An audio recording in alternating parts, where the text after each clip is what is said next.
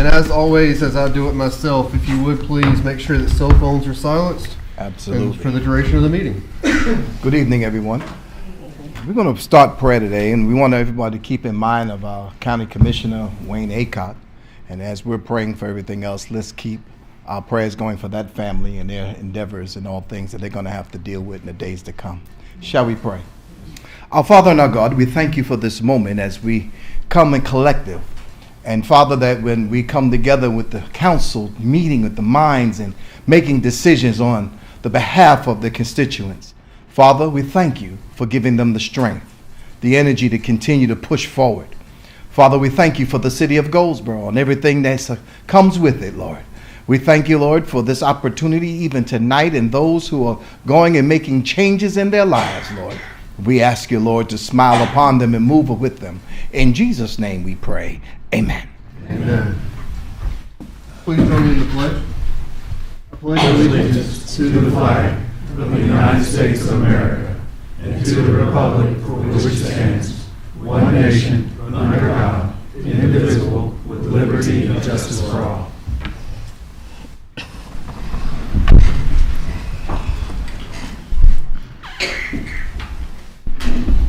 Madam Deputy Clerk, if you would please conduct a roll call. Yes, sir. Mayor Gaylor. Present. Mayor Pro Tem Jones. Present. Councilman Boyette. Present. Councilwoman Taylor. Present. Councilwoman Matthews. Present. Councilwoman Weeks. Present. Councilman White. Present. All right, all present and accounted for. I appreciate the time, the commitment, and the effort that it takes to make these things work. So everyone, thank you for being here. We'll move to Section 3, an adoption of our agenda. The agenda has been distributed, actually in pieces, but nonetheless, it has been distributed for all to review. Mr. Livingston, are there any staff requested changes to the agenda as presented? No, sir, Mr. Mayor. All right. Council, are there any council requested additions or changes to the agenda at this time? Hearing none, we'll entertain a motion to adopt the agenda as presented. So moved. Second. Motion's been made and properly seconded to adopt the agenda as presented. Is there any debate? Hearing none, we'll call the vote. Please vote electronically if possible. And if IT would swap the screen out so that we have the vote count. All in favor, please raise your hand. All opposed, same sign. Seeing none, motion passes unanimously. All right. We will begin with some retirement resolutions. We will begin with Major Leonard. This one being a resolution, Council, the way that we will do this, as is our practice, I will present the resolution to Council, and we will then entertain a motion to adopt or amend the resolution as presented. We'll have an opportunity for debate during that process if anyone has any comments that they would like to make. So with that, we'll begin with Resolution 2025-92. Resolution expressing appreciation for services rendered by Paige Leonard as an employee of the City of Goldsboro for more than 32 years.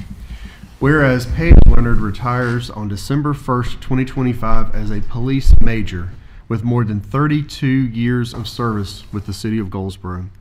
And whereas Paige began her career on January 4th, 1993 as a police officer with the Goldsboro Police Department. And whereas Paige was promoted to the role of investigator on January 5th, 2000. And whereas Paige was promoted to the role of police sergeant on April 6th, 2011. And whereas Paige was promoted to the role of police captain on November 23rd, 2016. And whereas on January 13, 2021, Paige was promoted to major with the police department where she has served until her retirement. And whereas Paige has demonstrated exceptional dedication and efficiency in her service, earning the respect and admiration of her colleagues and the citizens of the City of Goldsboro.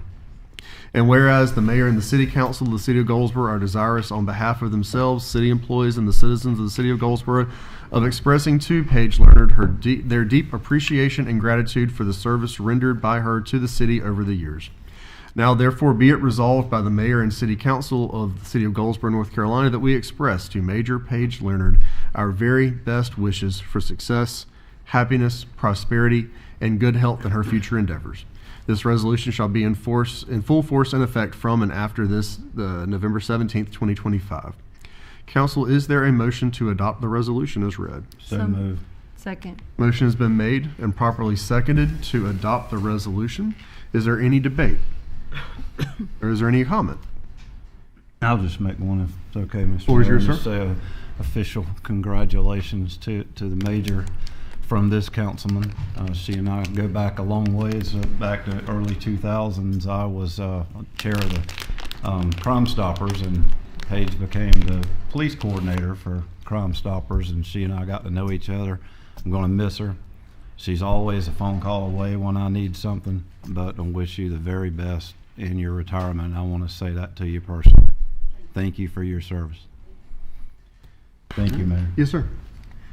As we do have one minor electronic mistake, if it's okay, we'll vote by show of hands. All in favor, please raise your hand. All opposed, same sign. Seeing none, motion passes unanimously. Mr. Livingston, would you like to present and do any sort of pictures? All right.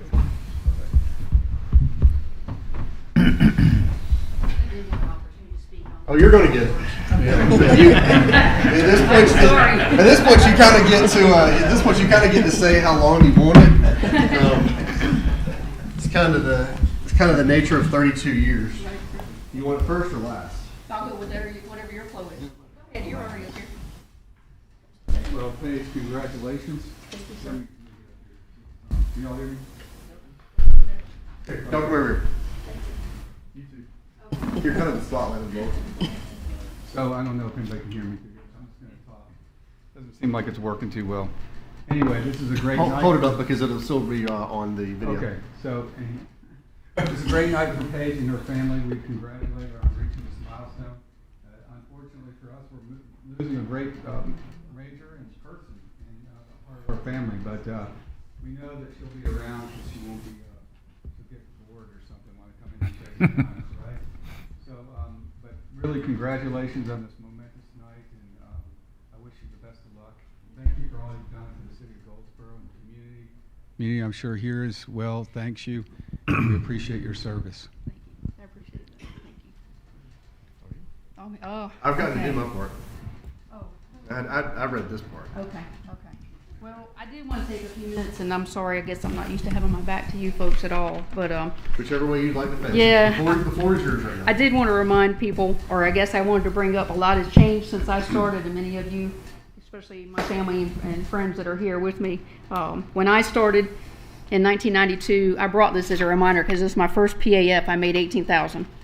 So I would say the Goldsboro Police Department has come a long way. So I appreciate what y'all have done, obviously, for all of us in that capacity. So thank you. And yes, it's true. When I started, it was Hal Plunk and Chester Hill that brought me on, and my pay was $18,262 a year, and it worked just fine. So we have definitely come a long way. So thank you all. And I have to say, when I started, we still were carrying revolvers. We were wearing white gloves when we directed traffic, and we still had to go to payphones to get a lot of our calls for service. There's a few in this room that can certainly recall that. I see the heads shaking. So it's come a long way.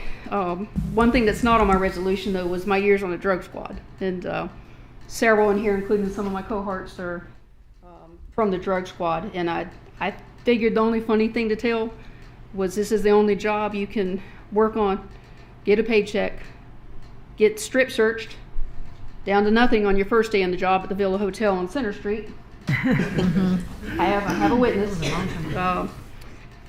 And get offered $2 only to do a prostitution case and have to testify to that in court in front of a bunch of witnesses. That was rather humiliating. But I still got a paycheck. But I still lock people up and put them away for 119 years for sexual assaults. So my duties have come a long way since then. But I do want to say thank you. Thank you to the city of Goldsboro, because I was fortunate and I got to work all aspects of the job, and I enjoyed every bit of it and loved every bit of it. I want to thank the officers, because we have some tremendous officers here.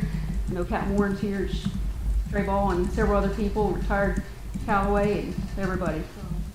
So they all know we have some great officers at the agency, and I appreciate them. I do want to thank two more people, actually three before I step away from this mic, but I want to thank my family. For many that don't know that, I moved here with no family, so I had no biological family in this city, and I raised my son. And without my members and my family meeting me in the middle of the night at 2 o'clock in the morning while I was pulling call at the new sports shop just to trade my son off, I could not have made it without them or the support of several sitting in this room. So I thank you all, and I thank my son.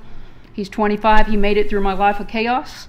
So for you in this room that do know him and somehow he survived, I have my support system out there that helped me over the years with him get through this job. But I appreciate y'all giving me a few minutes up here. It's been a long, almost 33 years, and I thank everybody very much. Thank you.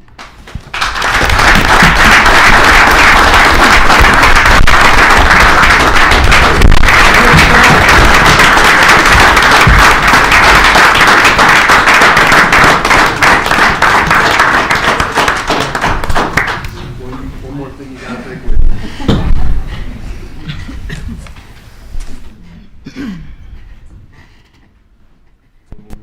Yes, sir. Thank you.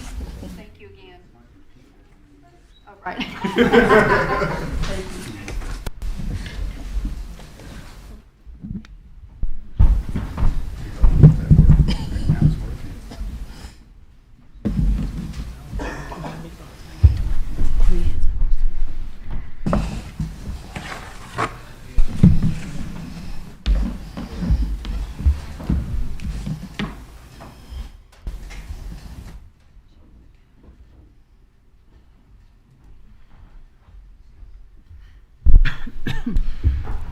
Next, we'll move to item 4.2, which is another retirement resolution. Mr. Anthony Tillman. Resolution expressing appreciation for services rendered by Anthony Tillman as an employee of the City of Goldsboro for more than 17 years. Whereas Anthony Tillman retires on December 1st, 2025 as a police investigator with more than 18 years of service with the City of Goldsboro. And whereas Anthony began his career on August 29, 2007 as a police officer with the Goldsboro Police Department. And whereas on June 8, 2016, Anthony was promoted to police investigator with the police department where he has served until his retirement. And whereas Anthony has demonstrated exceptional dedication and efficiency in his service, earning the respect and admiration of his colleagues and the citizens of the City of Goldsboro. And whereas the mayor and the city council of the City of Goldsboro are desirous on behalf of themselves, city employees, and the citizens of the City of Goldsboro of expressing to Anthony Tillman their deep appreciation and gratitude for the service rendered by him to the city over the years. Now therefore be it resolved by the mayor and city council of the City of Goldsboro, North Carolina, that we express to Anthony Tillman our very best wishes for success, happiness, prosperity, and good health in his future endeavors. This resolution shall be in full force and effect from and after November 17th, 2025. Council, this being a resolution, do we have a motion to accept? So moved. Motion has been made. Is there a second? Second. Motion has been made and properly seconded. Is there any debate? All right. Hearing none, I'm going to do a show of hands vote, if that's okay. All in favor, please show hands. All opposed, same sign. Seeing none, motion passes. Thank you. Since we have a defunct device, I'll just kind of roll that way this evening, if that's okay. Yes, sir. All right. Mr. Livingston, same thing? Yes, sir.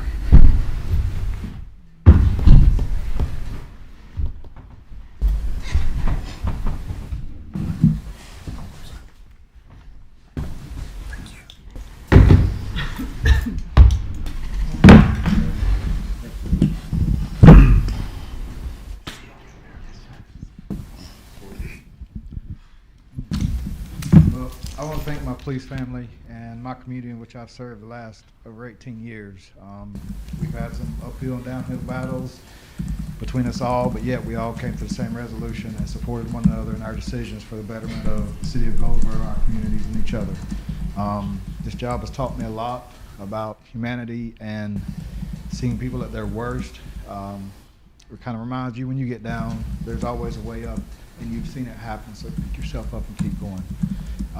It's stressful, it sucks sometimes, but we do it, and we do it with a smile and get it done. So thank you for everyone here tonight and the opportunities that the city, you guys have made it easier on us here recently than it has been in years, but I wouldn't trade any of it for nothing. I would go back to it all again. Thank my family, my kids. They are the reason I'm here. So I appreciate everything from all of you. Thank you, Anthony.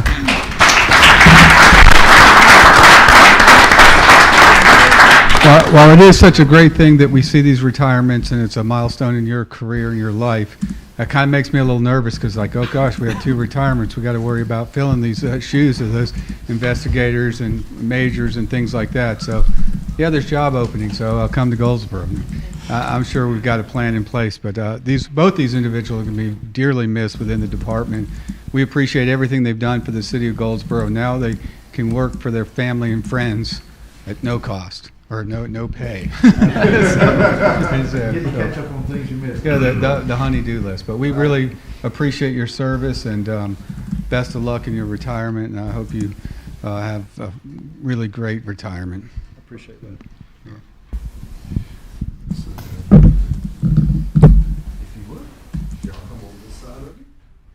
And then if you'd like to get a picture with family and Major. All right, there you go. And Major, if you'd like to get any pictures with your family after this as well. Apologies for not grabbing that right off the bat. Who's going to say?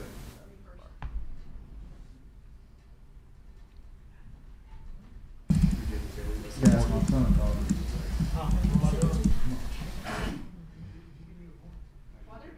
I did want to say something on Anthony's behalf. Please, if you would, please.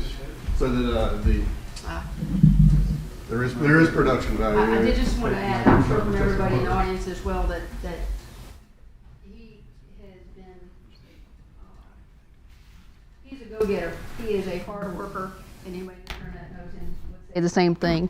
He may not act like it, but he was also a member of our ERT team, and he can chase you down, believe it or not. He can run circles around some folks. He did a fabulous job with that. He took his cases extremely serious, worked them to the bone. Anybody that knows him knows what he put into his cases in this city, and he will be missed by us as well. We appreciate him.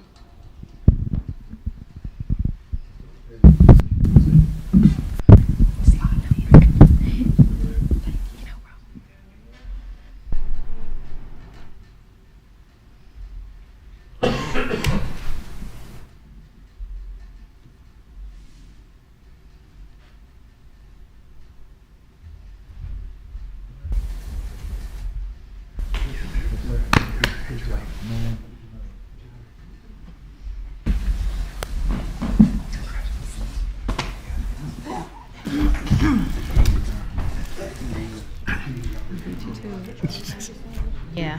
Yes. Yeah. Yep. I'm doing everything I can to mess up.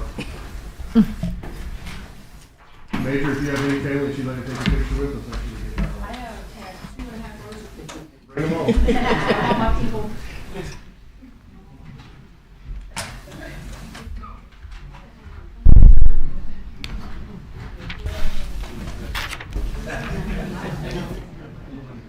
Oh, sure.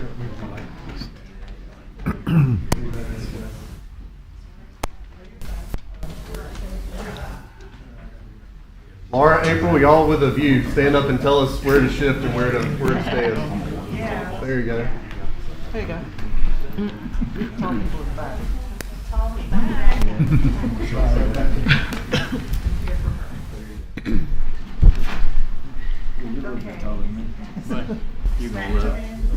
All right, let's get you down here. Sorry. Yeah. I can't see Major behind, former Major behind you. Oh, Major Carmen. Major, not Mayor. All right, ready? 1, 2, 3. This one. Okay, thank you. Thank y'all. Thank y'all.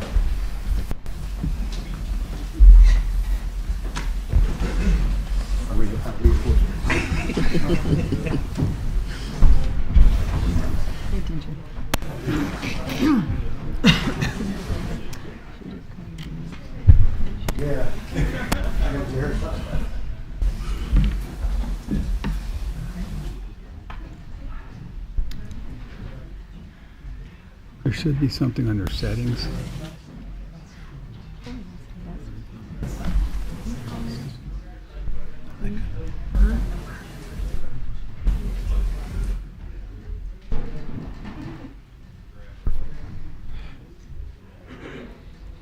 All right, everybody, we will move to item 4.3 on our agenda. It is Small Business Saturday Proclamation. Now, this one being a proclamation does not require a council vote. I'll simply read it into the record. Small Business Saturday Proclamation. Whereas the City of Goldsboro celebrates our local small businesses and the contributions they make to our local economy. If you don't mind, Octavius, do you mind? Thank you, sir. Appreciate it. Small Business Saturday Proclamation. Whereas the City of Goldsboro celebrates our local small businesses and the contributions they make to our local economy and community. And whereas, according to the United States Small Business Administration, there are 36.2 million small businesses in the United States. They represent 99.9% of all firms with paid employees. 62.3 million of Americans are employed by a small business. And whereas small businesses employ 47.1% of the employees in the private sector in the United States, 88% of U.S. consumers feel a personal commitment to support small business in the wake of the pandemic. And 92% of small business owners have pivoted the way they do business to stay open during and after the pandemic. And whereas 97% of Small Business Saturday shoppers recognize the impact they can make by shopping small, 85% of them also encourage friends and family to do so too. And whereas 59% of U.S. consumers are aware of Small Business Saturday shopped or ate at a small independently owned retailer or a restaurant on Small Business Saturday in 2023, 86% shopped in store, and more consumers, 53%, reported shopping online at small businesses than online at large retailers on that day. And whereas Goldsboro, North Carolina supports our local businesses that create jobs, boost our local economy, and preserve our communities. And whereas advocacy groups as well as public and private organizations across the country have endorsed the Saturday after Thanksgiving as Small Business Saturday. Now therefore be it proclaimed that the Goldsboro City Council does hereby proclaim November 29th, 2025 as Small Business Saturday in the city of Goldsboro and urge the residents of our community and communities across the country to support small businesses and merchants on Small Business Saturday and throughout the year. In witness whereof, I have hereunto set my hand and affixed the seal of the city of Goldsboro, North Carolina, this, the 17th day of November, 2025. And I believe we have a couple of folks to come forward and receive this proclamation, as well as possibly make a comment or two. Some familiar faces.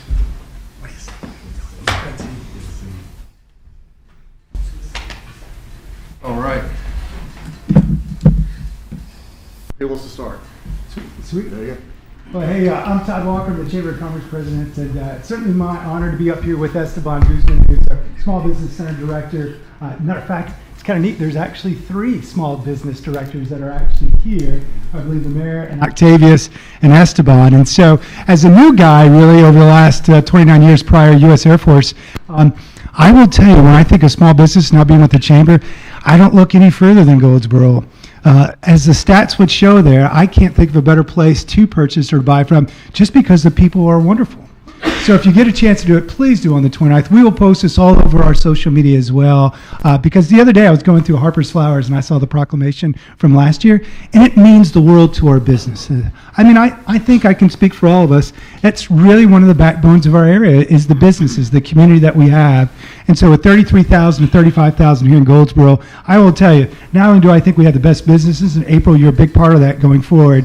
I love being a part of that, as well as, of course, you all are wonderful, wonderful, wonderful to learn from you. But this is going to be a day of days, so I look forward to getting out on that Saturday and seeing everybody and wishing them well.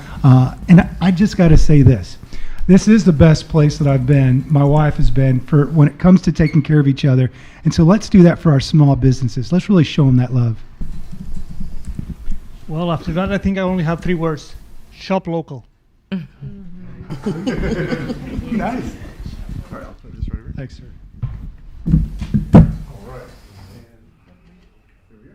I'll let 2 of you hold that right there in the middle. How about I just square it off on the side?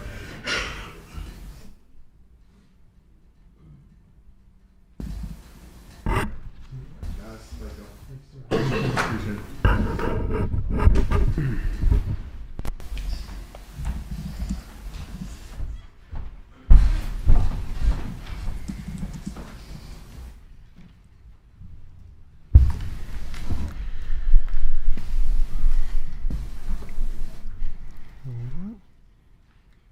right, everybody. We will now move to our next agenda item.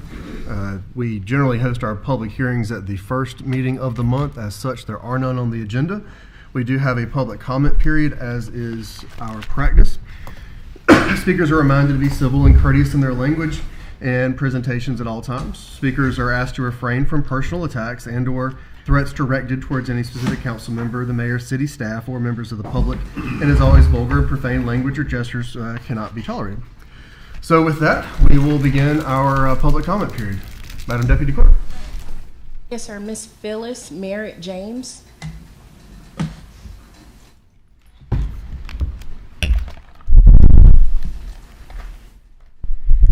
Good evening, Mayor, Mayor Pro Tem, Council. I stand before you as a concerned citizen and provider, advocating on behalf of the at-large community that relies on Medicaid to cover for their transportation to and from medical appointments, as well as life-sustaining treatments like dialysis and chemo treatments. With North Carolina wearing the badge of honor as being the only state that has not passed a budget for the next fiscal year, Medicaid recipients are in limbo.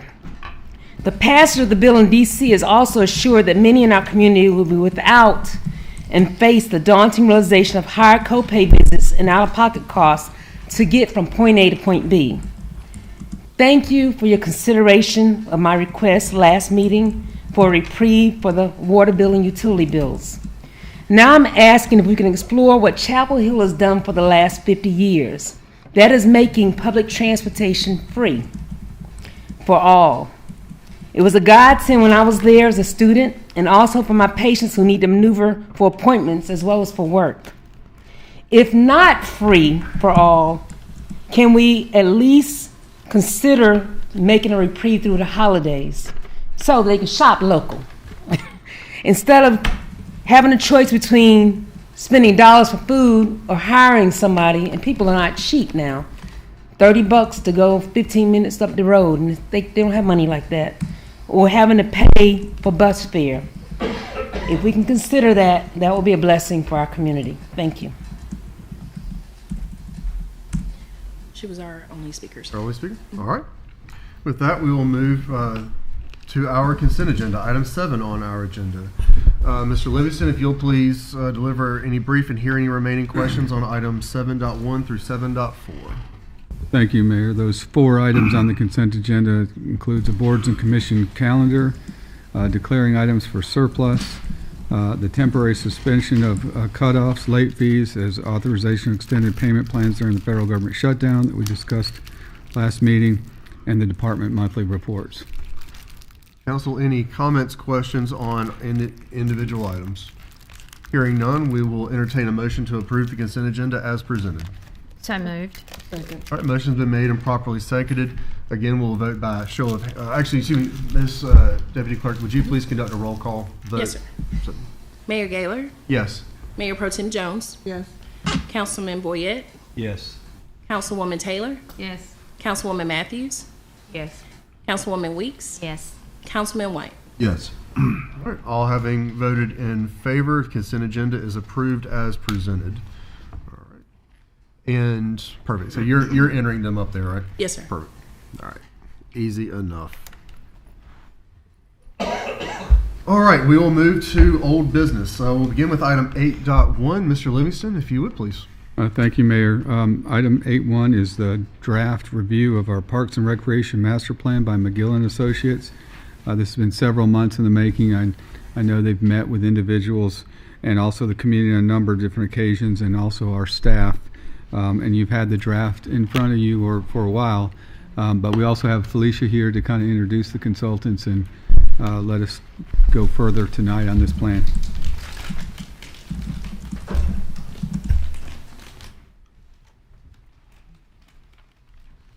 Good evening, everyone. Good evening. As the manager said, we have our draft version of our comprehensive Parks Recreation Master Plan. I have Nate Halupka here from McGill Associates to present it to you all. And if you see me smiling big, I'm just so happy because it's been over 10 years since we last updated our master plan. And so we had a good time like working with McGill Associates, and so I'm going to let Nate take over and give you all a brief presentation. Thank you. Thank you, Felicia. Mayor Gaylor, Mayor Pro Tem Jones, council members, good evening. I got to tell you, it's been a pleasure to not only work with Felicia and her team, but have the chance to talk with many of you and just hear from the hearts of the residents of the city, to just hear what their desires are, and I really hope that comes through in our presentation tonight. So first up, some of these things we've had a chance to talk with. I'm going to get hit at a brief overview. I'm not going to go through the full 200 plus pages of the plan. I want to hit a high overview for you as you start to go more into the plan. I typically present this to most communities that Parks and Recreation can be viewed on a spectrum. On one side, Parks and Recreation is viewed as an expense to where the community is similar to police and fire, and it's a critical part of the community. But you get those programs, you get those services, but you don't get a whole lot more. Other communities see Parks and Recreation more as an investment, to where you get those programs, you get the facilities, but it also gives you more of an impact, also in terms of economic impact. And what I want you to see next is that there's a field of research that supports that Parks and Recreation actually acts more like that investment side of the house, where it can positively impact property value, sometimes between 8 and 20%, depending on the property. It can also have economic development. Certainly we've heard about that tonight, to where new businesses that are looking to locate to a location, they really want to see a high quality of living, and Parks and Recreation can play a large part in that. And certainly, and we'll go into this in a little bit more detail, but visitor spending. Anytime that somebody's visiting your parks, whether it be for a tournament or to visit one of your key parks, that can also have a positive impact on your economy. All right, so one of the pieces, previously prior to working with McGill Associates, I had the chance to work with the state and manage some of the state's trust funds related to Parks and Recreation. A key part to this is that the plan that's put before you is meant not only to help give a vision or cast a plan for the community, but it's also help for you to leverage your local investment to go after those grant funds. So bear that in mind as you're reading through it. This is important, and I wanted to start with this because your parks are really, you're serving, and you're going to hear me say this a number of times, your parks are serving more than just the residents of Goldsboro. You're serving more than just the residents of Wayne County. You're serving an entire region within North Carolina. And what I want you to see within here is not only are you serving the large portion of eastern North Carolina's population, but it's also having a positive impact. What we have up here is some data from Visit NC that shows what it looked like before and after the Bryan Multi-Sports Complex was built, and how much it's actually contributed to the local economy. So the key part that I want you to take from this is that visitors, whenever they're joining or coming to see what Goldsboro has to offer, they're not just enjoying a park. They may be drawn there for that, but they're also going to shop at your local businesses. They're potentially going to eat at your restaurants. They may be staying overnight for a tournament. And it's not just the Bryan Multi-Sports Complex that's drawing in people. These are just some of your other key parks up here. We have Herman, we have the golf course, we have Mina Well, we have North End. And there's so many others. And this is some of the cell phone data that's showing, and this is anonymous cell phone data, so we don't know who these individuals are, but what we can see is that in each one of these cases, there is a wide footprint that extends well outside of just Goldsboro that shows where individuals are coming from. Yes, sir? For the sake of enhancing the visual, can you highlight a couple of the dots on the map, or are you going to get to them later on with more detail? Within the plan, there's a little bit more detail. You're able to see it a little bit better. I just wanted folks to be able to see like where Greenville is on that map, for example, where Raleigh is right. on that map, just to be able to see the footprint. Yeah, it is. That's a very good point, and sorry that we're not able to see it a little bit closer there. But what you're seeing in each one of these, and the members of the audience, is if you see this red area up here, that is extending, in most of these cases, well outside the city limits of Goldsboro, which means that you have a high density of visitors coming from Wayne County and beyond. And then anytime that you see those other spots, you're reaching as far east as Greenville and beyond. You're reaching as far west as, in some cases, Greensboro. And I got to tell you, it's families that are coming more than one time. So the key part that I want you to see as we go more through this is how much impact you're having, not just on the city through your park system, but entirely within the state also. So let's look at one of the key parts that we looked at within your plan was to benchmark you not only against other comparably sized communities in North Carolina, but also across the country. We use some National Recreation and Park Association data to do that. I'm not going to go into every piece of it, but what I do want to draw up here is in terms of first looking at your the amount of acreage that you have for a park. You have a large park system. You're above the national median for a park system. Your operating funds, whenever we benchmark you against other North Carolina comparably sized communities, you're in line with some of those other North Carolina communities, but when we look at you when you're compared to national benchmarks, you're slightly below that median. So there is a little bit of difference there, and again, you're in line with some of the other North Carolina communities, slightly below that national median. Whenever we look at we also benchmark your facilities in terms of how many you have. You may be able to see it whether you're in the audience here. What we did with this is looked at the number of facilities that you had and compared that to the national benchmarks. If you see green up on the screen, it means you're within those national benchmarks. If you see red, you're slightly below or you're below the national benchmark. But if you see blue up there, and you do see it in a couple cases, it means that you have more facilities of that particular type than what you would see nationwide. In general, whenever we look at your entire benchmarking, we're seeing a system that is more bent towards, or is slightly bent towards helping the sports tourism, or creating you as a sports tourism destination, which we said before is helping you with your local economy. Now, one of the other things that we went into, and this is a little bit more subjective, is we have the chance to work with communities all across the Southeast. You have a system that is you have a really well-maintained system. Your crew is going at it really well to keep up with the system, but you do see, and we see this in other cases, whenever you have a facility that is used so much, like we keep saying, that, and also as you have facilities that age and get dated, it's hard to keep up with the shine, the polish of the system, and that's what we're starting to see, is your system is being brought so much, the system is being pushed, and you're trying to maintain it as much as you can, but because you have so much usership, the staff are pushing as hard as they can, but at times they're struggling to keep up with that demand. So we also looked at your programs. I got to say, generally, we have really good things within here. We do the only drop that you see up on the screen up here is around the 2020 era, whenever that happened across the state and across the country. Programming kind of shut down during the pandemic. But what we do see is a positive increase in the number of participation, in the revenue. These are good things. We also see this.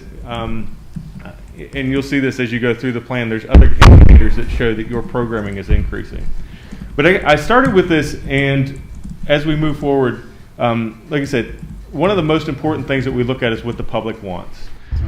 We had a chance to do 4 public meetings. Over 300 people had a chance to participate in it. There's a desire to, use your system in a lot of the ways that you already have. There is a desire for more adventure recreation, some ropes courses, dog parks, esports facilities, so tweaking the system that you already have. The next piece is we actually had a chance to do a focus groups. We had 5 different ones. And this was a chance for us to listen with interested groups that have a stake in what's going on within your system. One of the biggest things that we want to point out here is that they recognize, your focus groups recognize that the city is serving more than just the residents. There was a desire for more walkability, which we know that the city has some efforts underway with. There was a recognition that sports tourism was a part of it. But I got to tell you, and to summarize some of these other pieces, the city does partnerships well. Because you're serving so many people, it is, Felicia and her team do a good job of connecting not only what the city has to offer with, but also with these other partners. Whenever we did your survey, we not just looked community-wide, we also broke down the city to understand the different geographic areas or interest within the city. So you'll see that as you're going through. You'll see not only the top related interest across the entire city, but you're going to be able to drill down into each individual district and find what their needs are.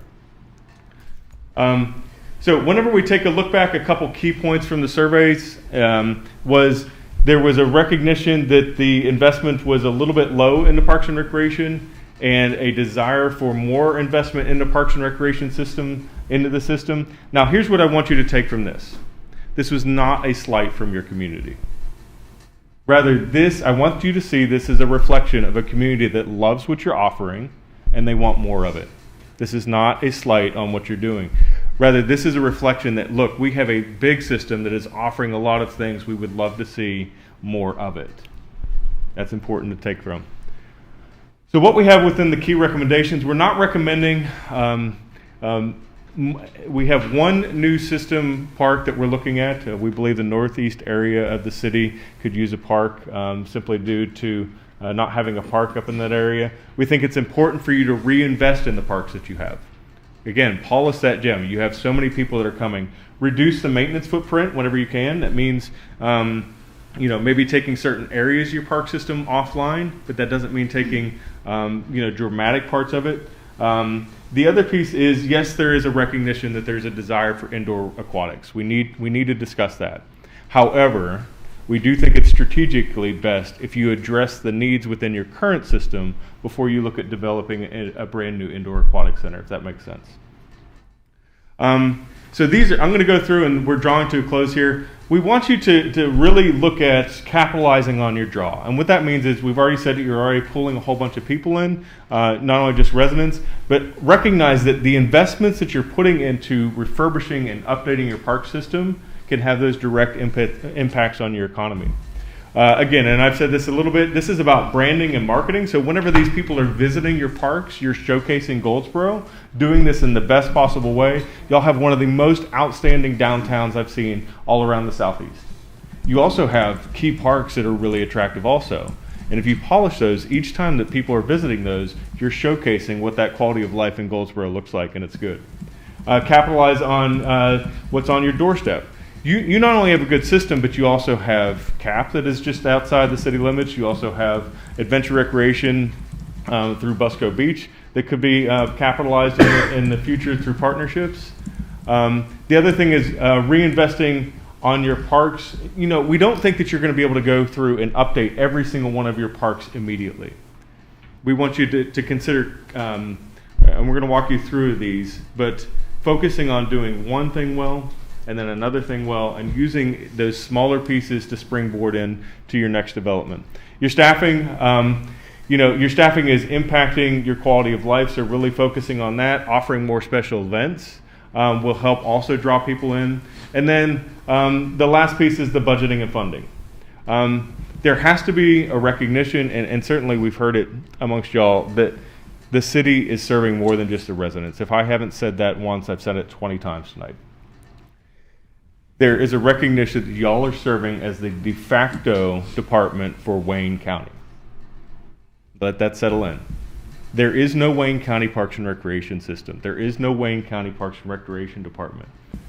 The shoulders of your citizen base, your residents, are not just shouldering the needs of the city, they're shouldering it for all of Wayne County and even beyond that. And that's important because you're also benefiting them. You're benefiting beyond just the city limits in terms of economic development. So being able to have those discussions, whether it be with the county or you've had great partnerships with Seymour Johnson in the past, and being able to possibly build on that, we think is critical for moving forward. And this is the last piece. I know I've hit the high points here, but as you're going through the plan, not only do we break down each individual park, we break down the individual components operationally on how you should do that, and we put it in the sequential order on how we think best you should move forward. With that, again, I know that was an overview, and there's a lot more details that you're going to unpack there. But Mayor, council members, I'm happy to answer any questions that you may have. Sure, I'm sure there's going to be some. Council, what comments, questions do we have? Mr. Mayor, I have one comment, and I've said this already, but I think it's time for us to engage the county formally with a letter of proposal to help us maintain our parks and recreation. As I talked to city manager this day, raising the rates on non-residents will not put a dent into what we really need to do in the upkeep of our park system. So I do think that it's time for us to formally engage the commissioners of the county with a letter stating that this is something that we have to partner together in order to get our parks to a higher standard. They're already at a good standard, and I applaud all our men and women of the city who are maintaining our parks, because they're doing an outstanding job. But the fact is, like the gentleman said, they're just overly loved, and we need more revenue and resources to help maintain our park system. I agree. I think that including copies of this report, once we're able to vote on it, adopt the actual plan, as well as something in writing talking about what a better partnership or a funding model could look like, and address that with both the county commissioners as well as our travel and tourism board. I think that now that we have some data to back up the request, because we've had one-on-one conversations along the way over the years, I think that this was an important step in being able to actually have data and evidence to compel that conversation in whatever form it may take. I certainly agree with the councilman on that. Any other comments, questions? All right. Mr. Livingston, is staff requesting a vote in an adoption of this plan this evening, or are there additional steps? There's no additional steps. It's a draft right now, so if you feel comfortable with what you're seeing within the draft, you're free to adopt it tonight. I think if that's anything there, Felicia, that we all need to know.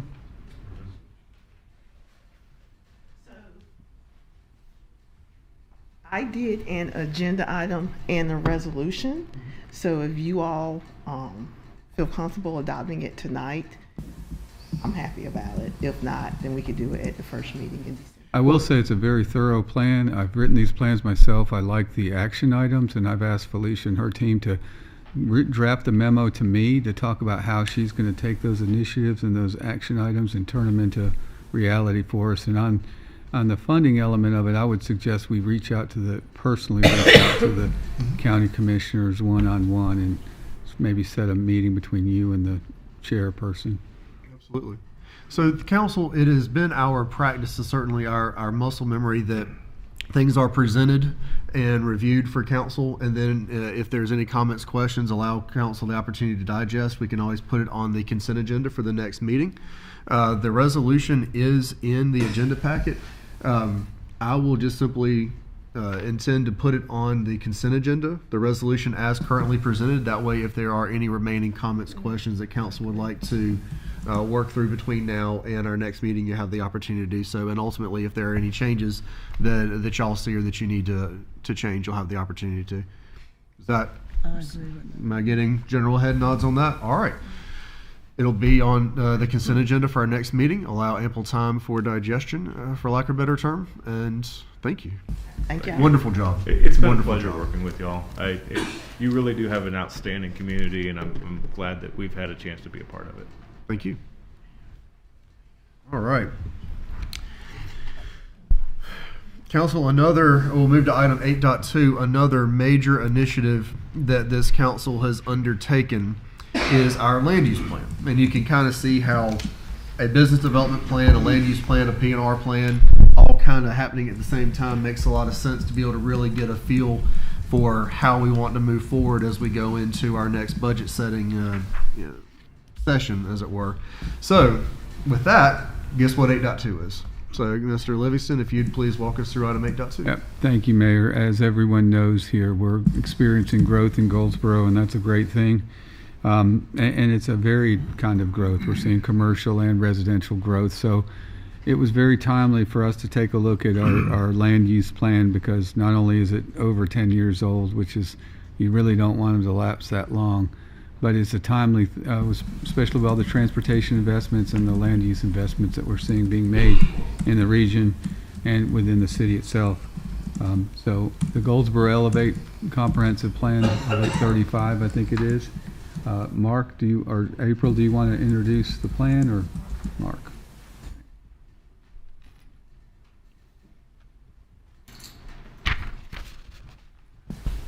Thank you, Matt.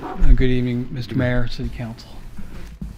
Just a quick recap of how we got here. City Council, in the 24-25 budget, allocated funding to replace the aging Envision 35 urbanized area comprehensive plan that was originally adopted in 2013. September of 2024, planning staff released a request for proposals for an all-new comprehensive land use plan. Soon after that, a multidisciplinary committee was formed to review 4 proposals. Upon that review, the committee ultimately and unanimously voted to recommend Kimley Horn. City Council on February 17, 2025, passed a resolution allowing the contract to be awarded to Kimley Horn. Soon after that, a planned kickoff meeting was conducted. We are now approximately halfway through this process, and with that, I'd like to turn this over to Jonathan Whitehurst, who is the lead consultant for what is now known as the Elevate Goldsboro Comprehensive Land Use Plan. If you don't have any questions for me, I'll turn it over to Jonathan. Thank you. Thank you all. Good to be here. Good evening. And I'm also glad to see some members of our advisory committee here as well. As Mark mentioned, we're about halfway through this process, so what you're getting from me today is an update, but you'll certainly be seeing more of me as we get closer to the end of the process. A lot of this has already been stated, but this is a community-driven vision for Goldsboro.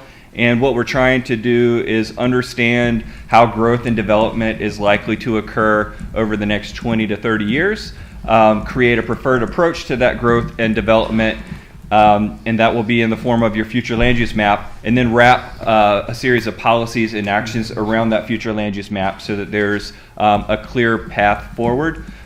We do emphasize that last point, that we want this to be a living document. It's not something that we want to put on the shelf and just revisit it from time to time. Growth and development is certainly a dynamic thing for a community to experience, and you would want to take advantage of this document and be flexible as it goes forward.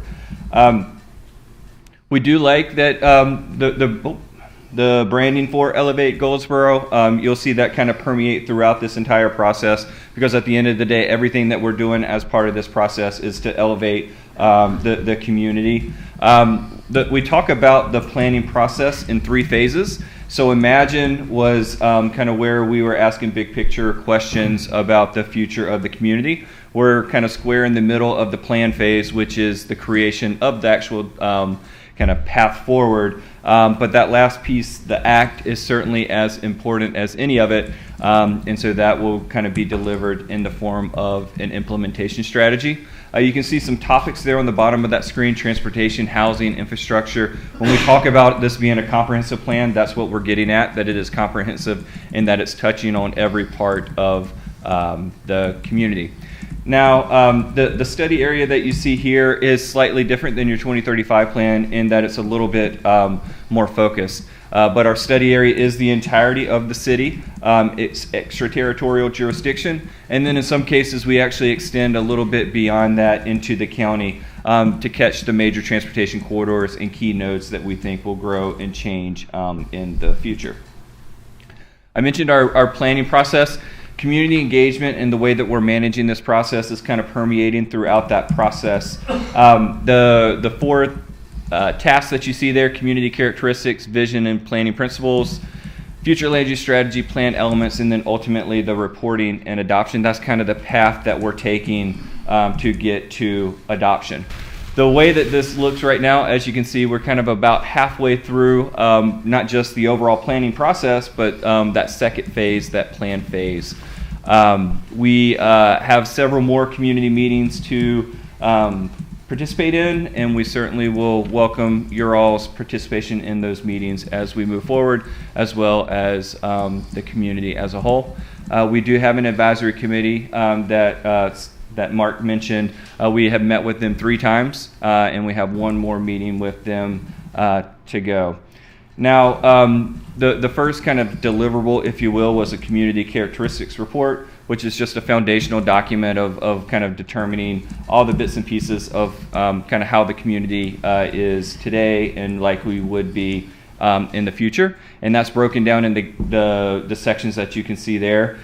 What's nice about the way that this process is occurring is that this community characteristics report, already been reviewed by staff, is really the first third of the document. So we're kind of writing the document as we go. and that this report is on the project website if you wanted to have some light reading at some point in the future. We talk about this being a community-driven plan, and certainly that kind of plays out in how we're tracking the numbers. And so to this point, we're approaching 400 touch points, so that's anybody that's kind of engaged in this planning process. Now, I think the easy question is, how good is that number? And I would say that if that number was 3,000, we'd want it to be more, right? And so I think as we go through this process, we're going to continue to look for ways to get more people involved. The right column picture in the middle there, that was taken just a couple of weeks ago right here in this room when we engaged with the Mayor's Youth Council. And so I think that's an example where we didn't get as much participation as we wanted with the community workshop, so we kind of pivot in real time to find different ways to engage all the cohorts of the community. Regardless of how many people engage in this process, we're trying to squeeze as much engagement data out of them. And so that's where you can see that while we've had the 400 or so touch points, we've gotten 4,700 individual data points and hundreds of written comments. And then I call your attention to the hours invested in this process. So it's my goal when I come back here in 3 months that these numbers will be higher than what you see there, and we'll work with staff to make sure that is the case. If we talk about kind of what we heard, that's a lot of data, a lot of kind of comments to distill in a few phrases. But you even kind of hear this when you talk about kind of the parks facility overall. But there's just untapped potential in Goldsboro. And then I think as we prepare for the future and what changes might occur, we want to do so without losing touch of what is the essence of Goldsboro, the past. So again, hundreds of comments, thousands of data points, trying to distill it into a few phrases. There are a series of notable topics. I won't go through all of these, but it's probably, I think, from your perspective, a lot of the usual suspects. So what we're kind of hearing topically, reinvesting in our older and unmaintained areas. We hear a lot about housing, the economy, transportation. So, the topics that you see that we're trying to address, the community wants us to address those very topics. We created a vision statement. Now, this isn't a vision statement for the city necessarily. This is a vision statement for the plan. And so that's why you see it start with Elevate Goldsboro. And what we're trying to do here is just kind of in plain language state what we're trying to achieve with this particular plan, with this document. So it's a plan for a thriving community, lasting investments in people, institution, places, a cooperative spirit to grow responsibly, fuel economic growth, and prepare for change as we build a resilient future that elevates us all. Now, if we just stopped right there, you wouldn't have really gotten your money's worth. And so we start to drill down with that vision statement and say, what are the guiding principles that we can use to prop up that vision statement? You can see those 5 statements there. We worked with our advisory committee to refine those. And so as we move forward, as we're developing the future land use strategy, as we're developing the policies and actions that support that future land use strategy, we're going to continue to come back to these guiding principles to make sure that everything that we're doing from this point forward is advancing the process. I'll close with this, kind of where we are in the overall planning process. We're at the point where we're trying to create the future land use map. So that's telling you kind of where growth should grow and in what form. The way that we do that, the path to that future land use map, we take the community characteristics, our understanding of where things are today and where they'll likely be in the future. All of that engagement data, that fed into the vision and guiding principles that you saw. And then we create a conceptual growth strategy. So the conceptual growth strategy is like the 40,000 foot level of kind of this path forward. Once we, now that we've kind of refined that conceptual growth strategy, we're actually going to kind of go parcel by parcel and talk about what future land uses should be. The draft of the conceptual growth strategy, it's hard to see, potentially hard to follow. A few things that I will point out is that there is an interest in downtown and kind of expanding the great momentum that you all have created with Center Street. We see kind of opportunities along Interstate 42 and especially kind of those corridors, not just as opportunities for commerce, but opportunities for gateway improvements.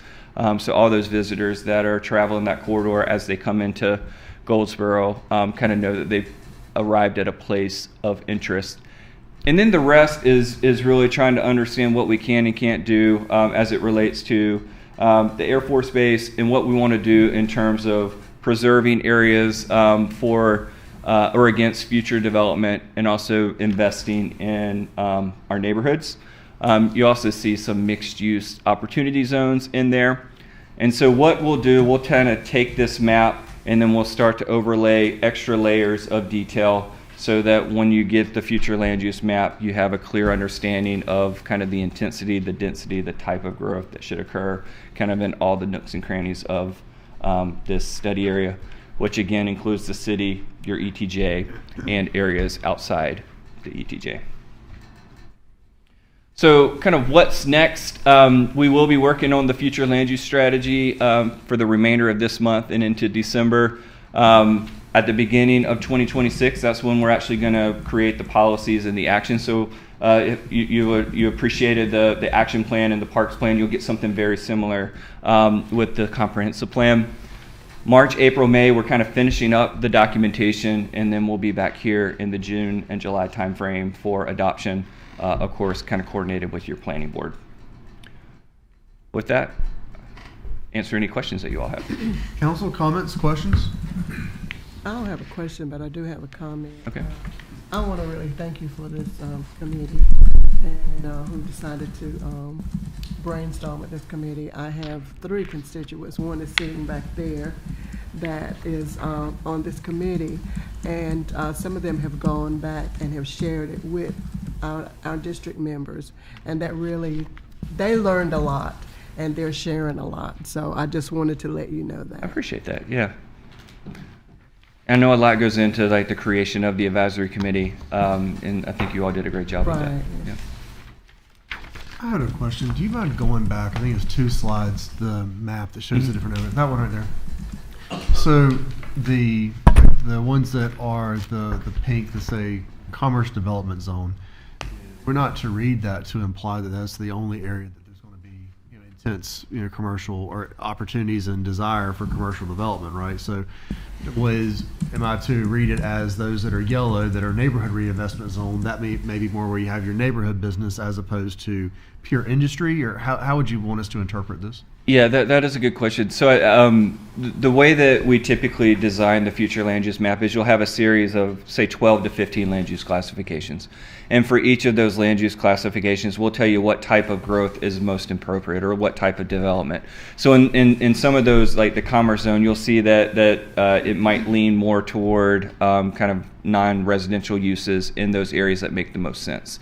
But this is just kind of our high-level guide as we're building that map. We're going to refer to this and go, okay, well, what we've heard from the community, what the data has told us is that this is an area ripe for development or redevelopment. Let's make sure that those future land use classifications allow that type of development to occur. So it's not necessarily mutually exclusive. It's just kind of at a high level. Taking a look at this would be more commercial intensive. There may be some versions of residential that are intermixed, but it's more commercial intensive. That's right. Yeah, and even like the Seymour Johnson Air Force Base, the safety zone, and the noise sensitive development zone. Like development can occur in there, but we have to keep in mind kind of what is the best use for those areas. As you are doing this, how does the flood zone overlay impact how you're laying out these zones? Or do you ignore that for the sake of getting a high level overview? Yeah, we haven't gotten to that point yet. In some communities, we'll actually create a land use classification for the areas where development is prohibited, right? And so you kind of take that off of the map. And we have some of that now. Right. It's sad. It's unfortunate. Yeah, but I do think like when we talk about the policy framework, that's where we can approach it not from a land use perspective, but from a policy perspective, and talk about even areas outside of the development prohibited zones, like what is the kind of the most logical approach to development in those areas. Going forward. Still be able to find a highest and best use, even though it may be a different highest and best use from plot to plot, basically. Correct. Yep. All right. Council, any other comments, questions? Seeing none, thank you again. Yeah, you'll thank see you for me your again. time. It's been Yeah, good. Appreciate it. All right, council. We have completed our old business, and we will now move to new business. Some of these are items that will seem, fairly mundane, but again, it's the first time that council has seen them, so we want to make sure that they are in front of council for actual discussion. If we see that these or any of these need to be moved on to next meeting's consent, that's always an option, but wanted to make sure that we had the opportunity to approve them and move forward this evening if all questions can be answered. So with that, Mr. Livingston, item 9.1, I brought up the plausibility that Mr. Lawrence may want to discuss in closed session, given that it is a land acquisition. Mr. Lawrence, do you see any reason to discuss that land transaction in closed? It's already been discussed open once. It was just 12 years ago. Well, I don't believe it's an acquisition matter because it is a disposition matter. Fair enough. Agree with that. I think it needs to probably stay in open session. Good. I agree. Just making sure that was touched on. All right. Item 9.1, Mr. Livingston, Mr. Lawrence, this one's yours. So essentially, the county has asked us to dispose of property that we once agreed to, like I said, 12 years ago, and its tracks, I'm not going to read the number, but it's just behind the library in Herman Park there.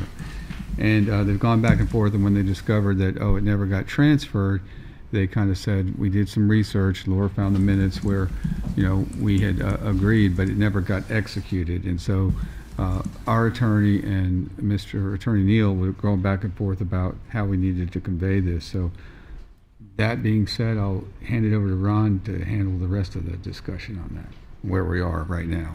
The previous action of council is binding, even as of today, right? Yes. So that was agreed back in 2010, 2011. The issue was just the deed was never done. And the reason the deed wasn't done, from my understanding, I wasn't around then, was because there was some part of the tract at the top, I call it the top, the north end, that needed to be surveyed out. And because the city was going to keep that part, but we're talking about the property that the library's on. So the county's been operating the library, maintaining the library and the property for the library all these years, with the understanding from 2010 the city was going to convey it to them, and it just never took place. And so County Attorney Andrew Neal contacted me and said, hey, we've found this had never taken place. The adjacent lot had been conveyed back in 2011. So part of the agreement and part of what the city said they would do had been done. This part had not been done. The other concern was to have an easement across that property to still be able to get to the city-owned property, like the offices to serve Herman Park. Although we have access around from Herman Street itself, wanted to have access from the other side as well. So we've crafted in an easement that the city would keep access across that property. If the county decides to reconfigure or change the parking lot, then they have to get our permission to do so. That's built into the deed as well, as you probably saw if you reviewed it, the part that was presented. So that was drafted there. The county's seen the deed. They Mr. Neal approves of the deed itself. Now it's written, no issues with that, no issues with the resolution. And so because it was agreed upon in 2010, that's why it's back before you today to essentially authorize the execution of the deed and the fact we got the easement there to go ahead and finalize what the council agreed to do back then. So I think another reasonable interpretation of this is that this is clerical because, again, council has already voted to do it. But out of an abundance of transparency and making sure that council is fully aware of what's going on, we all agreed that it needs to come back before council to authorize a resolution to execute this deed and actually complete and consummate the transaction that should have been done literally 12 years ago. So with that, council comments, questions. Again, it's a bit cumbersome for us to go back and approve and vote on a thing that's already been voted on. But Mr. Livingston, I presume that we actually need a vote of council. Yes. All right, to approve the resolution as presented, which is to do the thing that council did. Kind of funky. When I reviewed our packet over the weekend, I didn't see those minutes included into our packet to review.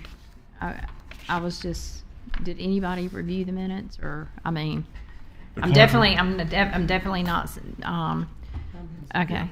Yeah, the clerk Okay. reviewed the minutes to confirm. Okay. Yeah, I did too. And I did too, but just didn't see the necessity to include it, but you certainly can access those. Well, council, if there's obviously, Ms. Getz, if you would please, after the meeting, just send out those minutes, that snippet to council. Yeah, if that wasn't, please do do that. But council, is there a motion to go ahead and approve this resolution, or would you like it to be on our next meeting in case there's any remaining questions? My motion has been made. Second. The motion is made and properly seconded to approve the resolution as presented. Are there any remaining comments or questions? Seeing none, we will vote by show of hands. All in favor, please raise your hand. All opposed, same sign. Seeing none, motion passes unanimously. All right. And this time we're going to get that thing done so it doesn't fall off the radar like it did a dozen years ago. All right. Mr. Livingston, 9.2. Thank you, Mr. Mayor. This item is about 6 months ago, one of our fire trucks caught fire in the bay, so hopefully they contained it before it got anywhere else, but it did do extensive damage to one of our pumper trucks, a 10-year-old pumper truck. The insurance proceeds have come through about $585,000 for the total of apparatus, and so the choice was to put those into trying to buy a used one or go ahead and use those funds towards a new one. Given the fact that we didn't want to buy a used one and potentially purchase someone else's problems, we're recommending using that towards the purchase of a new pumper truck for approximately $938,000. And it'll be funded primarily through those insurance proceeds, but also additional costs from the general fund reserves. So that's our game plan. And I've got Catherine here to explain it and the chief to explain it in more detail if that's necessary. Would it be possible for Chief Stimpian to come up and just kind of discuss what went faulty with the previous truck? Absolutely. How everything kind of happened there, and then a little bit of an overview of what the truck. Is it a show truck or is it special? No, special it's a order. pre-built. Those pre-built prints. So it was probably a demo. Well, it's one of those quick builds is what it's called. Yeah. How about I stop talking and let Stimpian explain it to us? I lost half the question, so if you could. What happened to our old truck, and what's the new truck going to be? So what happened to the old truck, the best we can tell is there was an electrical short on a solenoid on the back side of the motor. The air intake ran over top of that, and underneath, if you've seen our fire trucks, the cab sits over top of it, so it's not something you see readily. It caught fire, and by the time it was noticed by the crew, it was too far gone. Fortunately, our crew was able to stop and keep any damage from the station, the other truck that was in there, as well as the equipment. The unfortunate part, like city manager said, was the truck was gone.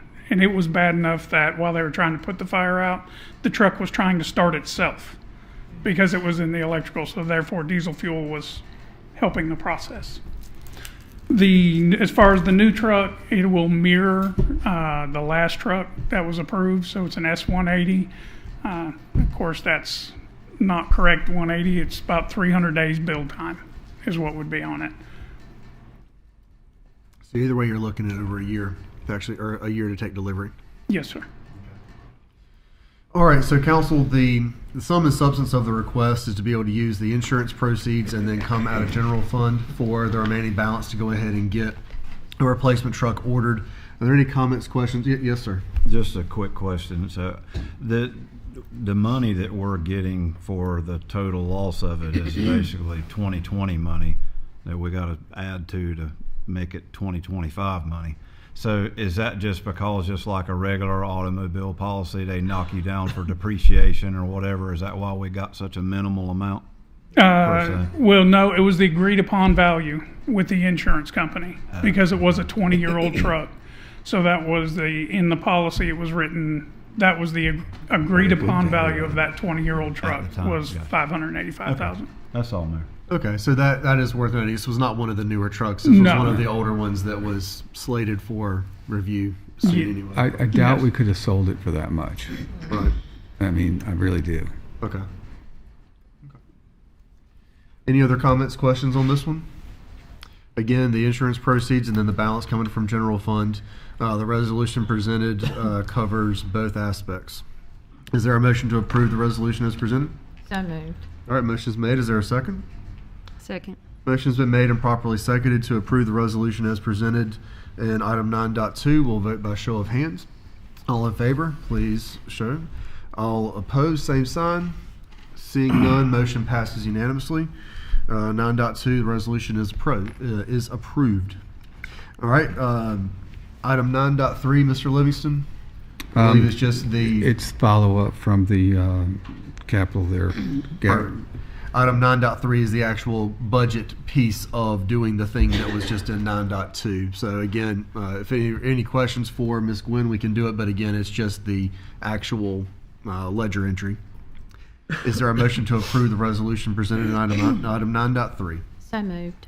All right. Motion's made and properly seconded to approve the resolution as presented for item 9.3. Is there any debate? Hearing none, we'll call the vote by show of hands. All in favor, please show your hand. All opposed, same sign. Seeing none, motion passes. All right. And again, those are things that probably could have been consent agenda, but it's things that council had not seen before, so we wanted to make sure that council is fully aware of how things are evolving. All right, 9.4, a little more complicated. Mr. Livingston. Yes, sir. Thank you, Mr. Mayor. This is a study that we did for Always Stop for the intersection of, let me get it here. Do the guidelines first. Okay. Yeah, you're right. I apologize for that. Okay, Yeah, 9.4 Jonathan's is, going to the go ahead guidelines. and talk about the guidelines, and then we'll talk about the intersection of concern. 9.5 would fall underneath the guidelines as proposed in 9.4. Correct. Yeah. Good evening, Mayor and Council. So we have been getting some requests for some always stop signs, and we did do a study on Audubon and Mulberry. And after we paid for that study, we decided that we wanted to try to create our own guidelines and kind of, piggyback off of what they did and create our own guidelines, just something quick and easy we can do internally and try to verify this stuff. So we went with, and all this came out of the MUTCD, which is the Manual of Traffic Control Devices. So for a 4-leg intersection, we did 2 criteria. We did crash data and we did sight distance. So for a 4-leg intersection, if there are 5 or more reported crashes in a 12-month period, or 6 or more reported crashes in a 36-month period, then it would qualify for a 4-way. For a 3-leg intersection, if there was 4 or more reported crashes in a 12-month period, or 5 or more reported in a 36-month period, then we can put 1 in. And then for sight distance, I created there's a green book out there, which is the traffic engineering manual, and most everybody uses 50-foot sight distance. And I got a little detail in there, and that's how we'll measure the sight distance, and it's measured from the center of the radius of the curb, and you'll go around 50 feet, and then you'll go around 50 feet the other way. So that's what we're going to start using. You may have obstructions from bushes, or there may be houses, or maybe trees or something like that. So that'll just kind of give us a good guideline internally that we can go out and do quick and easy. We can reach out to PD, get the crash data for an intersection. In the meantime, we can go out there and do sight distance survey, and it'll probably take 20 minutes to do a survey on the intersection. So this will take, it'll save us a lot of money internally, and this is something that we can do in a pretty quick amount of time. So that's kind of what we had. We wanted to set the guidelines first and then go into the next topic on Audubon and Mulberry. So on the guidelines, and then I'll open up the floor for questions. Remember, never once been a traffic engineer. Been an engineer, never been a traffic engineer. Right. What is the MUTCD and what's the green book that you were just talking about? Yeah. Give us some, why not us just say these are ones we want to do and do them? What are the things you're leaning on to build this policy? Yeah, so so both of those manuals, the MUTCD is the Manual of Uniform Traffic Control Devices, and The green book is the traffic engineering design manual that all traffic engineers go by. The MUTCD is all traffic engineers and anybody in the traffic. I mean, it's got all your signs, all your, not just four-way stop signs, but all signs. And that's what everybody, every municipality, every engineer, traffic engineer in the state uses those two books. Is that a state manual or a federal manual, or just kind of like ASCII for other standards? Yeah, I think it's just they're not. I don't think it's put out by the state or anybody, but it's just kind of the manuals that they use. It's the best practice. Yeah. It's the textbook. Yeah. Okay, Yeah. for lack of a better term, it's the textbook. Yeah. Okay. And so with these, I know that there has been a lot of requests for specific intersections. Why not just do the intersections that we bring forward and say we want to vote on, we want to do? What's the disadvantage of that as opposed to having some guidelines? You were trying to explain to me that there are issues where that if you just simply do one because you want to, and you don't have actual data to back it up, that it opens up the city to its own bag of worms. So if you don't mind. Well, I think it's a choice between order and structure and guidelines versus sort of arbitrary and not really based on the data at hand. So the decision using the data can always be tempered by other real-world factors, but it's best to go with the data and as part of that background for making a decision. Yeah, I mean, this is something that we can do internally. If we want to, if there's a busy intersection that we want to study further, we can always reach out to our own calls and they can come do, traffic counts and all that good stuff. So it can go deeper. Ultimately, if we use this guideline, doesn't mean that it's going to say that we're not going to bring it to the city council, because you would have to still approve an ordinance for us to put up most of these, or an expenditure that would have to occur depending on what we did. But it just gives us more data to decipher.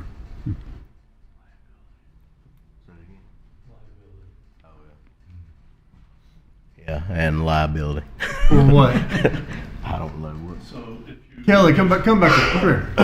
if you have a professional standard as to the test of time in court cases, which MUCTD has, and also Green Book, it's better than your standards.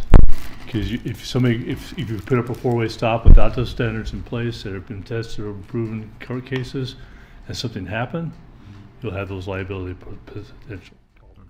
So to be able to say that we're using a national standard and a structured plan helps the city mitigate its own risk as well. Correct. So I'm a little under weather, so my mind's a little cloudy. You're good. It seems like old medicine's flying off the shelves right now. I'm telling guys. you, man. So it is that time of year. Yeah. All right, council, for item 9.4, comments? Yes, sir.